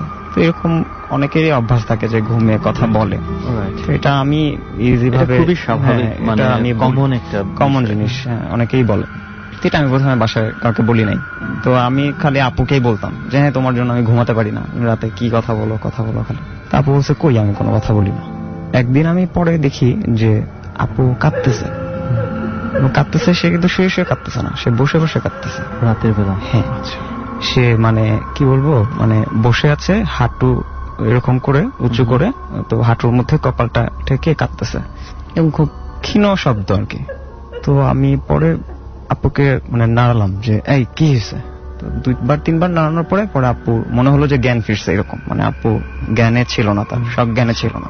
পরে সে অনেকক্ষণ আমার দিকে তাকিয়ে থাকার পর বললো যে কি হয়েছে। আমি যে কি তুমি কাঁদতেছো কেন এত রাত্রেবেলা, কি হয়েছে, সমস্যা, আব্বুকে ডাকবো? বলে না তুমি ঘুমাও। তো কিন্তু তার চোখে মুখে দেখলাম একটা ভয়, খুব মানে ভয়ঙ্কর কোনো কিছু হঠাৎ কেউ যদি দেখে বা এমন একটা জিনিস হয় যে মানে আমার আর কোনো কিছু করার নাই, শেষ মুহূর্ত যে এরকম একটা ভয় একটা মানুষের ফেসে দেখা যায়, সেই রকম একটা ভয় আমি। তো পরের দিন আব্বুর সাথে আব্বু কথা বলছে সকালে যে আব্বু আমি প্রতিদিন রাতেই একটা স্বপ্ন দেখি, একই স্বপ্ন। প্রথম যখন দেখছি তখন অতটা গুরুত্ব দিই নেই, প্রতিদিনই আমি একটা স্বপ্ন দেখি। তা আপু ওরা বললো যে কি দেখো?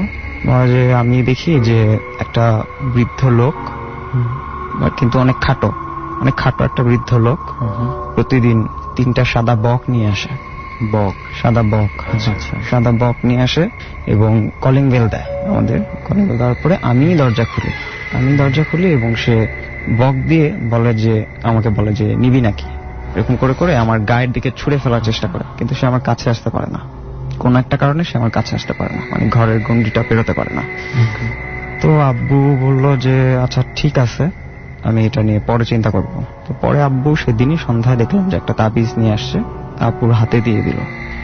তাবিজ দিল তো মনে হলো যে মানে সেদিন আরো অবস্থা খারাপ, সেদিন তো সারা রাত ঘুমাতেই পারি নাই, সে সারাটা রাত ছটফট করছে। পরে আব্বু আসছে, আব্বু এসে আমরা সারা রাত সেদিন কেউই ঘুমাতে পারি নাই। ওনার যে ছটফট করছিলেন এটা কি উনি কোনো কারণে অস্থির হলে যেভাবে ছটফট করতেন সেভাবেই নাকি? অস্থির হলে না, সে কাউকে দেখতে পাচ্ছে বলতেছে। আচ্ছা, জাস্ট আপনার জ্বর হলে যেমন হতো ঘরের মধ্যেই দেখতে পাচ্ছে, হ্যাঁ ঘরের মধ্যে দেখতে পাচ্ছে এবং সে তার সাথে কথাও বলতেছে, মাঝখানে কথা বলতেছে, কিন্তু আমরা কেউ কিছু বুঝতে পারতেছি না। কথাগুলো বুঝতে পারছিলেন সে কি বলছে? হ্যাঁ সে কথা বলতেছে, আমি যাব না, বলছে আমি তোমার সাথে যাব না। আপু বলছে আমি তোমার সাথে যাব না, যাব না, ছেড়ে দাও, তুমি আইসো না আর আমার কাছে, আমাকে ঘুমাতে দাও, এরকম বলতেছে আপু।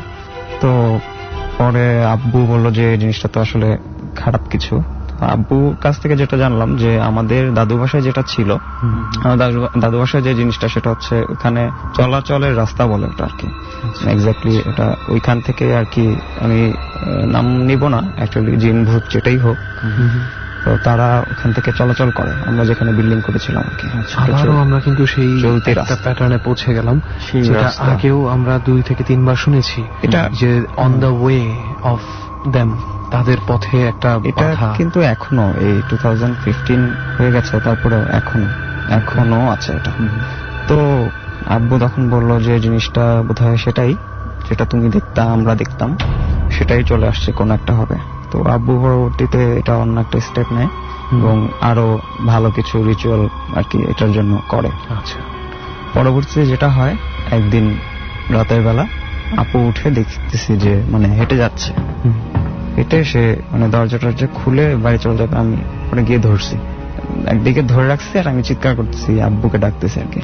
তো আব্বু রুম থেকে আসছে, আম্মু বের হয়েছে, তারপরে মানে আপ্পুকে নাড়াচ্ছে, কিন্তু আপ্পু আসলে আপ্পুর মধ্যে নাই, আপ্পু একদমই নাই, মানে আপু কাউকে চিনেও না আমাদের, এসে চলে যাবে, আজকে তার যাওয়ার দিন, বলছে যে আজকে তো আমার যাওয়ার দিন, তোমরা জানো না, এরকম বলতেছে।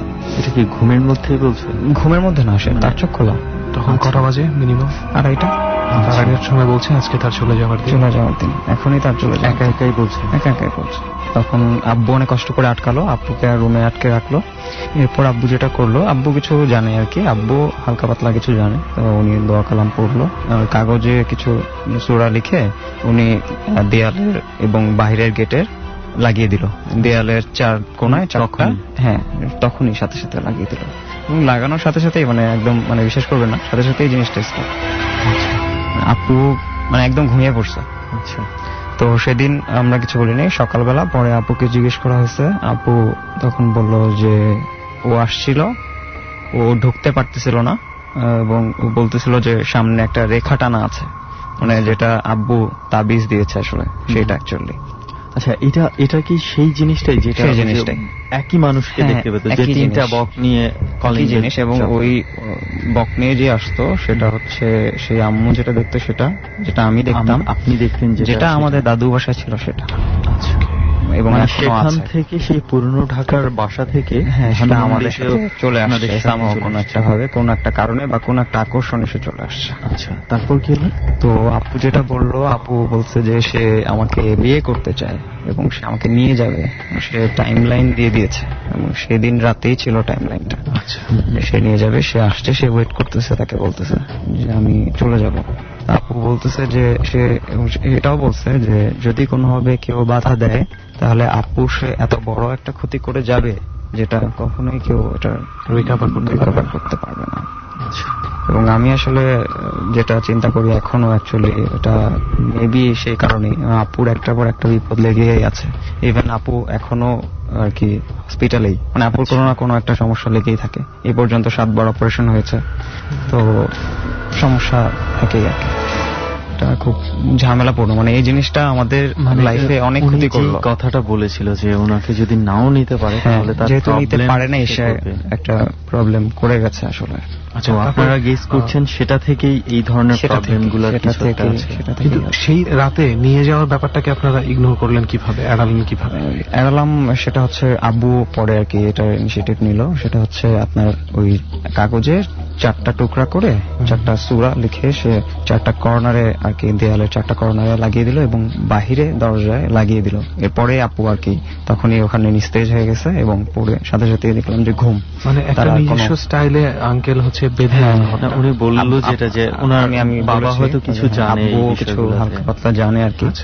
উনি জেনে আসছিল যে পরবর্তীতে কি করতে হবে। সবচেয়ে মানে বিষয়টা একটু অন্যরকম হতো আজকে যদি আমরা আপনার আপুর সাথে একটু ফোনে কথা বলতে পারতাম, কিন্তু যেহেতু উনি হসপিটালাইজড সেক্ষেত্রে বৃহস্পতিবারে অপারেশন হয়েছে আর কি, পসিবল না। ওকে, তো এইটা ছিল আপনার ঘটনা? হ্যাঁ, এটা ছিল, এখনো শেষ হয়নি আসলে। আমরা ডট টিমের কাছে যেটা শুনেছিলাম যে আপনার হয়তো আরো কিছু এক্সপেরিয়েন্স আপনার আছে, তো সেইগুলো কি ছিল, আমরা একটু সেগুলো শুনতে পারি কি? হ্যাঁ হ্যাঁ, অবশ্যই। আরেকটা যেটা ভয়ঙ্কর এক্সপেরিয়েন্স আমার আছে একদম নিজের চোখেই দেখা, সেটা হচ্ছে আমার পুরান ঢাকার আর কি দাদু বাসায়। তো আমি প্রতি শুক্রবার এমনিতে জুমার নামাজ পড়তে যাই, আর এমনিতে অন্যান্য যে অকেশন গুলা থাকে সেগুলোতে যাই, শবে বরাত, অন্যান্য যে ঈদের ফেস্টিভ্যাল গুলোতে যাই। তো এটা হচ্ছে আপনার 2004 এর ঘটনা, শবে বরাতের আগের দিন রাতের ঘটনা বলছি আর কি। ওইখানে আমাদের মানে দাদু বাসার ঠিক 2টা বিল্ডিং পরে আর কি একজন আমার এক রিলেটিভ থাকেন, উনার ছোট বোন আর কি আত্মহত্যা করে মারা যায়, সুসাইড করে মারা যায়। মানে সুসাইডের কারণটা হচ্ছে তার আম্মুর সাথে কোনো একটা কিছু নিয়ে কথা কাটাকাটি হয় তার, তো সে একটু মাথা রকচটা ছিল আর কি, তো মেয়েটা সুসাইড করে। তো তাকে কবর দেওয়া হয় খুব কাছাকাছি একটা খুব পরিচিত, আমি নামটা নিব না, নাম নিলে সবাই এলাকাটাও চেনা যাবে, এবং মানে এই ঘটনাটা ওই এলাকার সবাই জানে, আন্দাজ করে ফেলতে সবাই জানে, ওই এলাকার এমন কোনো মানুষ নেই, সবাই জানে। তো তাকে ওখানে স্থানীয় একটা কবরস্থানে কবর দেওয়া হয়। আমরা আর কি এখন যে প্লেসে আছি অ্যাকচুয়ালি এখান থেকে ধরতে গেলে 25 থেকে 30 মিনিটের রাস্তা হবে আর কি। ওই স্থানের ঘটনা। সে মারা যাওয়ার পর যেটা হয়, মানে অনেকেই দেখতে পেয়েছে, সেটা হচ্ছে সে কবরের উপর বসে থাকে রাতে। তো এই সমস্যাটা আমি তখন জানতাম না, যতটুকু জানতাম যে সে মারা গিয়েছে। তো শবে বরাতের আগের দিন রাতে 12:30 হবে, 12:30 বা 12:40 হবে রাতে, আমি আর কি ওই স্থানটা থেকে ক্রস করছিলাম, কবরস্থানটা থেকে।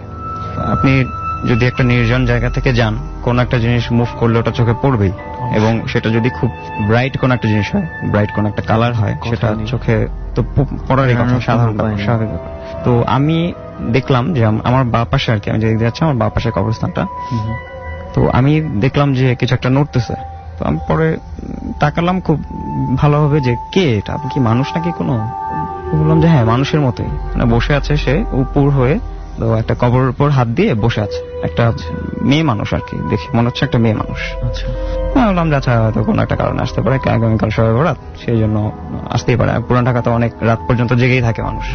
পরে আবার আমার মাথায় আসলো যে মেয়ে মানুষ কেন আসবে এত রাতে, মেয়ে মানুষ তো আসার কথা না, রুলস এন্ড রেগুলেশন অনুযায়ী মেয়েদেরকে তো কবর। হ্যাঁ, আর ওখানে ঢুকতে দেয়ও না অ্যাকচুয়ালি, আসলে মানে এমনি ছেলে মানুষই ঢুকে না, একটা টাইম লাইন দেওয়া আছে আর কি, যে এতটা থেকে এতটার মধ্যে ঢোকা যাবে, এর বাইরে ঢোকা যাবে। তো আমি পরে জিজ্ঞেস করছি যে কে, এটা যখন বলছি সে তখন তাকালো আর কি আমার দিকে। সে তাকানোর পরে সে কবর উপর বসছে, কবর উপর বসে সে যে পা দুটা লম্বা করছে, পায়ের শেষ প্রান্তটা আরো দুটা কবর পরে গিয়ে পড়ছে। মানে আমার এত ভয় লাগতেছিল যে মানে আমি তখন কি করব, আর আমি তখন ছোট, আমার কাছে মোবাইল টোবাইলও নাই যে আমি কমিউনিকেট করব, তা আমি দৌড় দিব কি করব বুঝতে পারতেছিলাম না। মানে আমি বসে পড়ছি ওখানে, আমি দেখতেছি সে তাকায় আছে, সে তাকায় জাস্ট আমার দিকে তাকায় আছে, এবং উপর থেকে গাছে যে পাতাগুলা পড়তেছে তার বডি ক্রস করে করে যাচ্ছে পাতাগুলো। আচ্ছা, মানে একদমই ট্রান্সপারেন্ট একটা জিনিস এরকম। মানে বসে পড়েছেন বলতে আসলে আপনি বসতে বাধ্য হয়েছেন? হ্যাঁ, মানে আমার তখন বডিতে কোনো স্ট্রেংথ নাই, মানে আমি জাস্ট কাঁপতেছি, মানে আমার কিচ্ছু করার নাই তখন। আমার তখন মনে হলো যে আমার সময় হঠাৎ করে ব্রেন কাজ করে না যে আসলে কোন জিনিস। হ্যাঁ, মানে আমার ব্রেন একদম কলাপস হয়ে গেছে এরকম আর কি। তো আমার সাইডে আমি ফিল করলাম যে আমার ডান পাশে কিছু একটা টাচ করলো, টাচ করার সাথে সাথে আমি মানে সেন্সলেস হয়ে গেছি। আচ্ছা, এরপর আমার যখন সেন্স আসছে তখন আমি দেখলাম যে বাসায় আর কি, রাতেই বাসায় অনেক মানুষ ঘেরাও করে রাখছে আমাকে আর কি, উঠানোর চেষ্টা করছে, পানি টানি দিচ্ছে, যে তুমি কি হয়েছে, কি তুমি কবরের ওখানে শুয়ে আছো কেন? আমি যে না, আমি তো কবরের উপর শুয়েছিলাম না, কোনো কিছুতে শুয়েছিলাম না, আমি এরকম একটা জিনিস দেখছি, দেখে আমি মানে পড়ে গেছি। আচ্ছা, বল যে না তুমি কবরস্থানের ভিতরে ছিলা। ওকে, আপনাকে মানে ওখানে সবাই কবরস্থানের মধ্যে শোয়া অবস্থায়? হ্যাঁ, আমাকে পেয়েছে সেই যে মেয়েটা মারা গিয়েছিল, সেই মেয়েটার কবরের উপর আমি শুয়েছিলাম। তো আমি বলছি যে না, আমার এটা হয় নাই, আমি এরকম যাচ্ছিলাম, ক্রস করতেছিলাম, তখন আমার সাথে চোখাচোখি হয়েছে এবং আমি জাস্ট ওখানে বসে পড়ছি। এরপর আমার গায়ে কিছু একটা মানে ফিল হয়েছে, এরপর আমার কিছু মনে নাই। বলছে না, আমরা তো তোমাকে কবর ওখান থেকে অনেক খোঁজাখুঁজি করছি, পরে দেখলাম যে তোমাকে, আমার একটা ছোট ভাই আছে এলাকার, ও আর কি পরে দেখলো যে আমি কবর উপর শুয়ে আছে। আমি একটা জিনিস আমার খুব জানতে ইচ্ছা করছে, যদিও আমি জানি যে এটা কথায় বর্ণনা দেওয়াটা আসলে অলমোস্ট ইম্পসিবল, তারপরেও একটু জানতে ইচ্ছা করছে যে ওই মেয়েটা যখন আপনার দিকে তাকিয়েছিল, তার দৃষ্টি এবং তার চেহারায় আপনি কি দেখতে পেয়েছিলেন? কোনো ভয়ঙ্কর কিছু দেখিনি, মানে হাসি মুখ ছিল আর কি, হাসি মুখ ছিল, হাসি মুখ ছিল, সে তাকিয়েছিল আর কি আমার দিকে, মানে এক দৃষ্টিতে তাকিয়েছিল। এবং সবচেয়ে বেশি আমি ভয় পেয়েছি যে পাতাগুলো পড়তেছে না, একটা মানুষ যদি জলজান্ত মানুষ বসে থাকে গায়ে পড়বে, গা ভেতর থেকে ক্রস করে তার কবর উপর পড়বে না। আমি দেখছি যে পাতাগুলো তার গা ভেতর দিয়ে ক্রস করে করে পড়তেছে। আসলে কিছু কিছু সিচুয়েশন থাকে এমন যখন আর কি একটা দৃশ্য ভয়ঙ্কর হতে হয় না, কিন্তু অবস্থানটা থাকে ভয়ঙ্কর। ফর এক্সাম্পল, আমার একটা ঘটনা মনে পড়ে গেল, আমার ফ্রেন্ড মনিরের সাথে ঘটনাটা ঘটে। সে তার জবের কারণে চিটাগাং থাকে এখন আর কি। তো ওখানে যেটা হয় যে কোনো এক কারণে হঠাৎ করে রাত 8টা সাড়ে 8টা বেজে যায় বাড়ি ফিরতে। তো সে কোনো একটা হাইওয়ে দিয়ে আসছিল এবং খুবই মানে দুঃখজনক ভাবে সেই হাইওয়ে থেকে আসার পথে তাকে একটা অ্যাক্সিডেন্ট ফেস করতে হয়, তার নিজের না কিন্তু তার পাশে। যেটা হয় সেটা হচ্ছে যে একটা লন্ড্রি ছিল ওখানে, একটু মানে আছে না একটু মফস্বলের দিকে যেমন লন্ড্রি গুলো থাকে ফুটপাতের উপরে বসানো, সেই লন্ড্রিতে একটা ট্রাক উঠে যায়, ভুলক্রমে ব্রেক ফেল করে ট্রাক উঠে যায় এবং সেই লন্ড্রির ভেতরে আর কেউ নয়, ছিল হচ্ছে শুধুমাত্র লন্ড্রিতে যে ছেলেটা আয়রন করে সে। এবং সেটা মনিরদের কোয়ার্টারের আশেপাশে হওয়াতে ওই ছেলেটার কাছ থেকেই সবসময় শার্ট ইস্ত্রি করে সে সকালে নিয়ে চেঞ্জ করে অফিসে যেত। তো ব্যাপারটা যেটা হয় যে ওই ঘটনাটা দেখে, ওই থ্যাতলানো শরীরটা দেখে মনিরের মাথায় খুব বাজে ধরনের একটা এফেক্ট হয় আর কি। অনেকগুলো কাপড় ছড়াছড়ি করে পড়ে আছে, একটা টাকার বাক্স উল্টে আছে, সবকিছুতে রক্ত এবং ছেলেটা মনে হচ্ছে যেন চেহারাটাতে কোনোভাবে কোনো এফেক্ট হয়নি, চেহারাটা দেখে মনে হচ্ছে যেন ঘুমাচ্ছে স্টিল, কিন্তু বডিতে কোনো মাংস জায়গায় নেই। ঠিক আছে, হাত পা উল্টে মানে পা মাথার পাশে পড়ে আছে, এ ধরনের একটা ব্যাপার ঘটে গেছে আর কি সামহাও। সবচেয়ে ভয়ঙ্কর ব্যাপার যেটা ঘটে, সেদিন রাত্রেবেলা মনিরের বাড়িতে কলিং বেল বাজে, রাত্রে 3টা সোয়া 3টার সময়। তো সে একই রুমে তারা দুজন থাকে আর কি, দুজন থাকে। সে এক খাটে থাকে, আরেক খাটে থাকে, ডান দিকের খাটে জানালার পাশে সে থাকে, আর বাম দিকে যেদিকে কোনো জানালা নেই সেদিকে তার বন্ধু বা কলিগ যেই হোক থাকে। তো রাতে 3টার সময় কলিং বেল বাজার পরে স্বভাবতই সে অবাক হয়ে যায় এবং দরজা খোলার আগে সে তাকায় এবং তাকিয়ে যে দৃশ্যটা দেখে সেটার জন্য সে তৈরি ছিল না। কোনো ভয়ঙ্কর দৃশ্য না, জাস্ট ওই ছেলেটাই তার কাপড় হাতে নিয়ে তাকিয়ে তার দিকে হাসছে, যে কাপড়গুলো মনির ইস্ত্রি করতে দিয়ে এসেছে, তার দিকে তাকিয়ে হাসছে। এবং এটা দেখে সে, মনির খুবই স্ট্রং নার্ভের একটা ছেলে, সে জাস্ট নিজে নিজে চিন্তা করে আমি যা দেখছি ভুল দেখছি, অ্যাক্সিডেন্টের একটা প্রভাব আমার উপরে। হ্যাঁ, এবং দুঃখজনক ব্যাপার হচ্ছে তার ফ্রেন্ড যে তার সাথে থাকি সে তখন ঢাকায় চলে গেছে তার ফ্যামিলির সাথে মিট করতে। সো আলটিমেটলি বাড়িতে সে একা, সে কোনো কিছুই চিন্তা করে না এবং চিন্তা না করে এক পর্যায়ে সে এসে আবার শুয়ে পড়ে। শুয়ে পড়ার পরে ঘুম থেকে যখন ওঠে তখন সে বুঝতে পারে টোটাল ব্যাপারটা একটা স্বপ্ন ছিল। হ্যাঁ, কিন্তু মজার ব্যাপার হচ্ছে টোটাল ব্যাপারটা স্বপ্ন যদি হয় তাহলে তার বেড চেঞ্জ হওয়ার কথা না। সে কিন্তু জানালার পাশের বেডে আর ছিল না, অন্য বেডে শুয়েছিল, তার মানে সে উঠেছিল। So how do you explain that? আসলে এটা এক্সপ্লেইন করার মতো কিছু নাই। এখন দেখ, সিনটা কিন্তু ভয়ঙ্কর ছিল না, একজন কাপড় নিয়ে দাঁড়িয়ে থাকতেই পারে, কিন্তু তৎক্ষণাৎ ওই অবস্থায় যাকে আমি একটু আগে লাশ দেখে এসেছি, সে যখন কাপড় নিয়ে আবার স্বাভাবিকভাবে দাঁড়িয়ে থাকবে, নিশ্চয়ই এটা ভয়ঙ্করই হয়ে যাবে। তাহলে চলে যাই আবার তাজুল ভাইয়ের কাছে। তো তাজুল ভাই, আর কোন ধরনের ঘটনা কি আছে আপনার? হ্যাঁ, এটারই একটা ছোট অংশ আছে। আমি এখন যেটা বললাম সেটা হচ্ছে আমারই এক দুঃসম্পর্কীয় নানা, উনি হচ্ছে প্রতিদিন মাঝরাতে গিয়ে ওই কবরস্থানে কোরআন শরীফ পড়ে এবং ফজরের নামাজটা একবারে সেরে তারপর বাসায় আসে। প্রতি বৃহস্পতিবার যায় আর কি উনি। তো আমি দেখার পরে আর কি আরো অনেক সপ্তাহ পর উনি আর কি কোরআন শরীফ পড়তে গিয়েছে। সাথে ওইখানে পুরান ঢাকায় ফেমাস খাবার হচ্ছে চা আর বাকরখানি রুটি। তো উনি বাকরখানি রুটি আর চা নিয়ে ফ্লাক্সে ওখানে কবরস্থানে বসে কবর আর কি পড়তেছে কোরআন শরীফ। এটা ওনার কাছ থেকে শোনা, উনি বাসায় এসে আমাদেরকে আর কি বলছে। তো উনি 2টা থেকে পড়া শুরু করছে, 1 ঘন্টা 3টা পর্যন্ত পড়ছে। পড়ার পরে ওনার পিপাসা লাগলো, বললো যে একটু চা খাই, রুটিটা একটু খাই।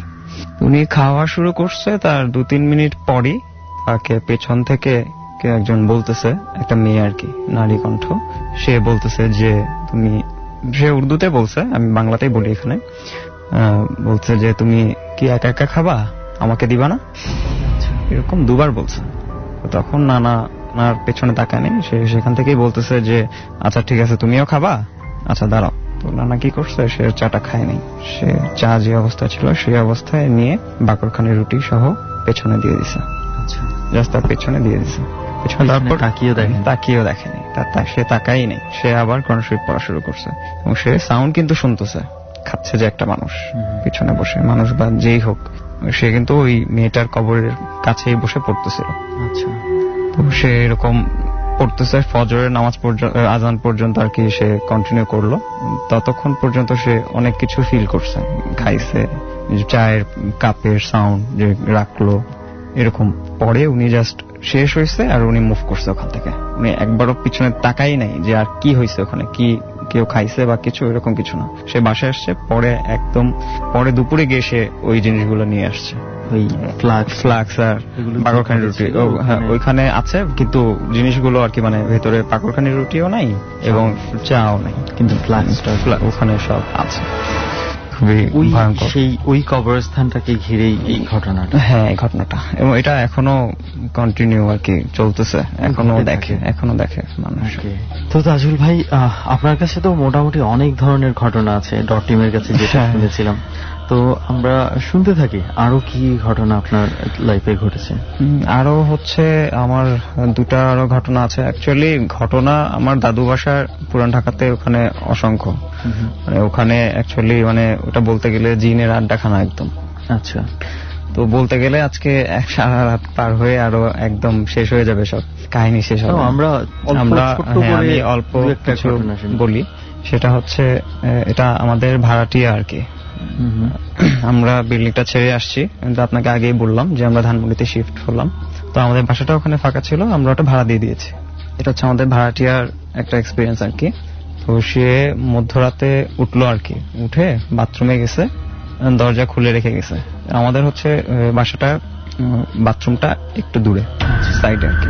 রুম থেকে বের হয়ে সে বাথরুমে গেল, বাথরুমে গিয়ে বাথরুম করে সে যখন মানে বাসায় রুমের ভিতর ঢুকে দেখে কি মানে বিড়ালও না আবার বাঘও না, এরকম সাইজের একটা প্রাণী এবং অনেক লোমশ কালো, সে তার ওয়ার্ড্রপের উপর বসে আছে। সে আর কি মানে ওই আমাদের ভাড়াটিয়া আন্টি তো মানে দেখে জাস্ট মানে তাকায় আছে যে কি এটা। সে যখন চিৎকার দিয়েছে তখন তার হাজবেন্ড ঘুম থেকে উঠে গেছে, হাজবেন্ড ঘুম থেকে উঠে সেও দেখছে। সেই জিনিসটা যখন নিচে নামছে, নিচে ওইখান থেকে নিচে নামার পরে সেটা মনে হচ্ছে যে একটা মানুষের মতো, বাট খুব ছোট খাটো। ওটাকে আমরা মানে বামুনদের চোখের সামনেই, ওনাদের চোখের সামনে ওটা থেকে মানুষের মতো। হ্যাঁ, এটা অ্যাকচুয়ালি আমি বলি এটা হচ্ছে গিয়ে এই জিনিসটা আমার দাদির উপর ছিল আর কি। এবং তো সময় পেলে সে আদার্স মানুষদেরও জ্বালাতন করে, এখনো করে। পরে তারা দুজনেই বের হয়ে গেছে ভয় পেয়ে। বের হয়ে যাওয়ার পরে সেই জিনিসটাও বের হয়েছে। বের হয়ে সে জাস্ট সামনের ছাদ ছিল একটা, ছাদ দিয়ে ক্রস করে চলে গেছে। এরপরে সে চিৎকার দিয়ে সবাইকে, আশেপাশে মানুষজনকে ডাকাডাকি করে উঠাইলো। আসার যে মানুষজন ছিল তারা আসছে, আসার পরে বলছে যে কি হয়েছে, কি দেখছেন? যে আমরা এরকম দেখলাম, এই সমস্যা, আমরা এখানে থাকতে পারবো না, এটা আমাদের পক্ষে পসিবল না। কি দেখলাম? এটা কোনো একটা বিড়ালও না, আবার বাঘও না, এত বড় একটা জিনিস তো থাকতেই পারে না। আবার যখন সে নামার পর তখন দেখলাম যে একটা মানুষের মতো, কিন্তু খুবই খাটো এবং একদম লোমশ, আর দাঁত খুব তীক্ষ্ণ তীক্ষ্ণ দাঁত ছিল তার, তাকিয়েছিল। হ্যাঁ, পরে দাদা ছিল, তখন দাদা জীবিত ছিল আমার।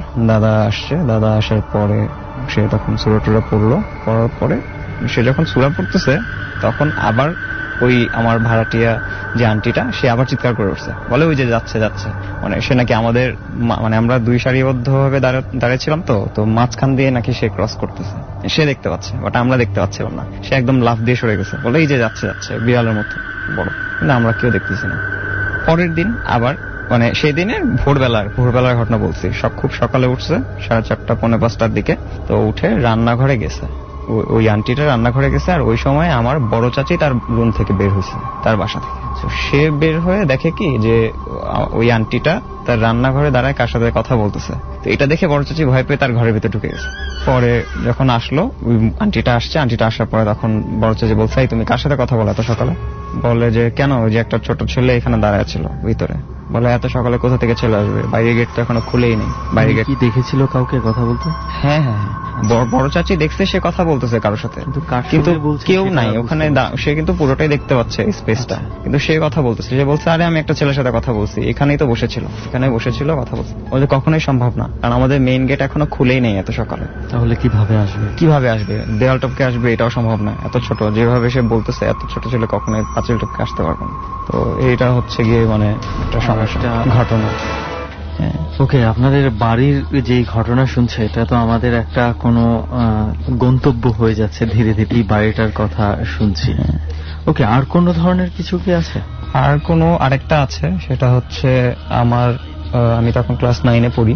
ওটা আমার জন্য একটা ভয়ঙ্কর রাত ছিল বলতে গেলে। মানে খুব ছোট, কিন্তু আমার কাছে খুব ভয় লাগলো। জিনিসটা কোনো এক্সপ্লেনেশন নাই আমার কাছে এখনো। আমার পক্স হয়েছিল তখন, চিকেন পক্স ছিল। বাসায় আমি ছিলাম, আমার আম্মু ছিল আর আমার নানু ছিল। তো আমার আম্মু আর নানু বসে আম্মুর রুমে টিভি দেখতেছে, আর আমি আমার রুমে শুয়েছিলাম, যেহেতু পক্স আর কি, আমি শুয়েছিলাম। একটা সময় আমার খুব বাথরুম পেল আর কি। তো আমি বললাম আমি আবার ডাকবো, তখন আমি আর কি চলতে পারি। আমার অনেক পক্স হয়েছিল, আমার গায়ে অনেক ব্যথা ছিল, কিন্তু আমি তখন মোটামুটি হাঁটতে পারি। আমি বললাম যে আমি নিজেই যাই, কিন্তু আমার নানু বলেছিল যে আমি যদি বাথরুমে যাই তাহলে যাতে আমি কাউকে অবশ্যই ডাকি, আমি সাথে নিয়ে যাই। আমি সেটা করি নাই, আমি একাই গেছি। একা গিয়ে বাথরুমে বসছি। তো বাথরুমে আমাদের 2টা লাইট ছিল, 2টা লাইট বিধায় 2টা রিফ্লেকশন পড়তো সবসময় একটা মানুষের। তো আমি বসে আছি, বসে বাথরুম করে যখন আমি দাঁড়ালাম, তখন আমার একটা রিফ্লেকশন দাঁড়ালো, আরেকটা রিফ্লেকশন বসেই আছে। আচ্ছা, তো আমি মানে জাস্ট হাত নাড়াচ্ছি যে কে এটা, মানে সে বসেই আছে। মানে আমি এটা দেখে খুবই ভয় পাইছি এবং সাথে সাথে চিৎকার করলাম, নানুকে ডাকছি। নানু এসে তখন আমাকে বকা দিচ্ছে যে তোমাকে না বলছি তুমি একা যাবা না, এই অবস্থায় কখনো একা মুভ করতে হয় না, সমস্যা হয়, নানু বলতেছিল আর কি। তো সে আসার পরে আবার ওই নিম পাতা দিয়ে ঝেড়ে দিল। তো আমি তখন নানুকে বললাম যে নানু এরকম, আমি উঠে গেছি কিন্তু ওই ছায়াটা উঠতেছিল না, সে বসেই আছে, বুঝলাম না। এবং অন্য কোনো সাইড থেকে একটা মানুষ, বাথরুমে তো আমি একাই, এটা কিভাবে সম্ভব? মানে আমি এটার কোনো এক্সপ্লেনেশন এখনো পাই না। আমি খুব ভয় পেয়েছিলাম। ওকে তাজুল ভাই, মানে আপনি যেই রোগটার কথা বলেন, চিকেন পক্স হয়েছিল, একটা সময় কিন্তু মানে ওলা ওঠা বলে একটা কথা ছিল গ্রামে প্রচলিত, এবং এটা নিয়ে অনেক ধরনের কিছু কুসংস্কারের সাথে জড়িয়ে গিয়েছিল। তো হয়তো বর্তমানে এটার অনেকটাই কেটে গেছে। তো যাই হোক তাজুল ভাই, আপনার কাছে আমরা বেশ কয়েকটা ঘটনা শুনলাম, এবং কয়েকটা ঘটনা তো আসলে আমি আর রেহান দুজনেই দুর্দান্ত লেগেছে আমাদের কাছে। তো অনেক ধন্যবাদ আমাদের এই জার্নিতে এসে আপনার এই অভিজ্ঞতাগুলো আমাদের সাথে শেয়ার করার জন্য। ডর টিমকেও অনেক বেশি বেশি ধন্যবাদ। আর আমার ইচ্ছা ছিল, আমি সবসময় শুনতাম, ইচ্ছা ছিল যে আমি আমার কাহিনীগুলো কখনো বলবো বা এক্সপ্লেন করবো, বা মানুষ শুনতে পারবে। তারা মানে আমার কাছে এগুলোর কোনো এক্সপ্লেনেশন নাই, যদি তাদের কাছে যদি কোনো এক্সপ্লেনেশন থাকে হয়তো বা তারা, আমরা চাই যদি কারো কাছে কোনো ধরনের এগুলো নিয়ে এক্সপ্লেনেশন থাকে প্লিজ আমাদেরকে জানান, আমরা আপনাদের এক্সপ্লেনেশনের অপেক্ষায় থাকবো। তো অনেক ধন্যবাদ তাজুল ভাই। তো আজকে এই পর্যন্তই না? এই পর্যন্তই মনে হয়। তো এখন ওঠা উচিত, আরো কিছু ঘটনা যদি শুনতে চাই রাত ভোর হয়ে যাবে। রাইট, এবং আমরা আসলেই চাই না এখানে ভোর হয়ে যাক। এবং সবচেয়ে বড় কথা হচ্ছে যে প্রত্যেকের কাছে এমন আরো অনেক স্টোরি আছে, রাত ভোর হয়ে যাওয়ার মতো অনেক স্টোরি আছে, কিন্তু একদিনে তো আর সব শুনে ফেললে হবে না। তবে একটা কাজ করতে পারি দোস্ত, তাজুল ভাই যে কবরস্থানটার কথা বলেছিল সেটা আমরা একটু ঘুরে, আমরা যাওয়ার সময় একটু সেই রাস্তাটা দিয়ে আমরা যেতে পারি। Very well said. আসলে এই টাইমটাতেই তো মনে হয় তাজুল ভাই দেখেছিল, এই টাইমটার আশেপাশেই হবে হয়তো। যাই হোক, সেটা তাজুল ভাইকে নিয়েই যেহেতু যাব, উনি জানি না কতটুকু সাহস পাবে ওখানে আবার ফেরত যাওয়ার। বাট থ্যাংক ইউ দোস্ত, ভালো একটা বুদ্ধি দিয়েছিস। Let's go. আর কিছু বলার আছে তোর? আর কিছু বলার নেই, আপাতত উঠতে হবে। চল উঠি, দেখে আসি এমন আরো একটা জায়গা যেখানে আবারও গিয়ে বলতে পারবো believe it or not, fear does exist. ডর মানে ভয়। ডরের 41তম পর্ব আজকে শেষ হয়ে গেল। আগামী বৃহস্পতিবার আবারও আরজি কিবরিয়া এবং তার টিম মেম্বারদের নিয়ে সে হাজির হয়ে যাবে 42তম পর্বে। এই পর্বে যদি আপনি আপনাকে দেখতে চান, যদি জীবনের অভিজ্ঞতাগুলো লাখো মানুষের সাথে ভাগাভাগি করে নিতে চান, তবে আমাদের ফোন নাম্বারটি আরো একবার মনে করিয়ে দিচ্ছি, 09613892 892, 09613892 892। আপনার ফোনের অপেক্ষায় রয়েছে আমরা। শুভরাত্রি।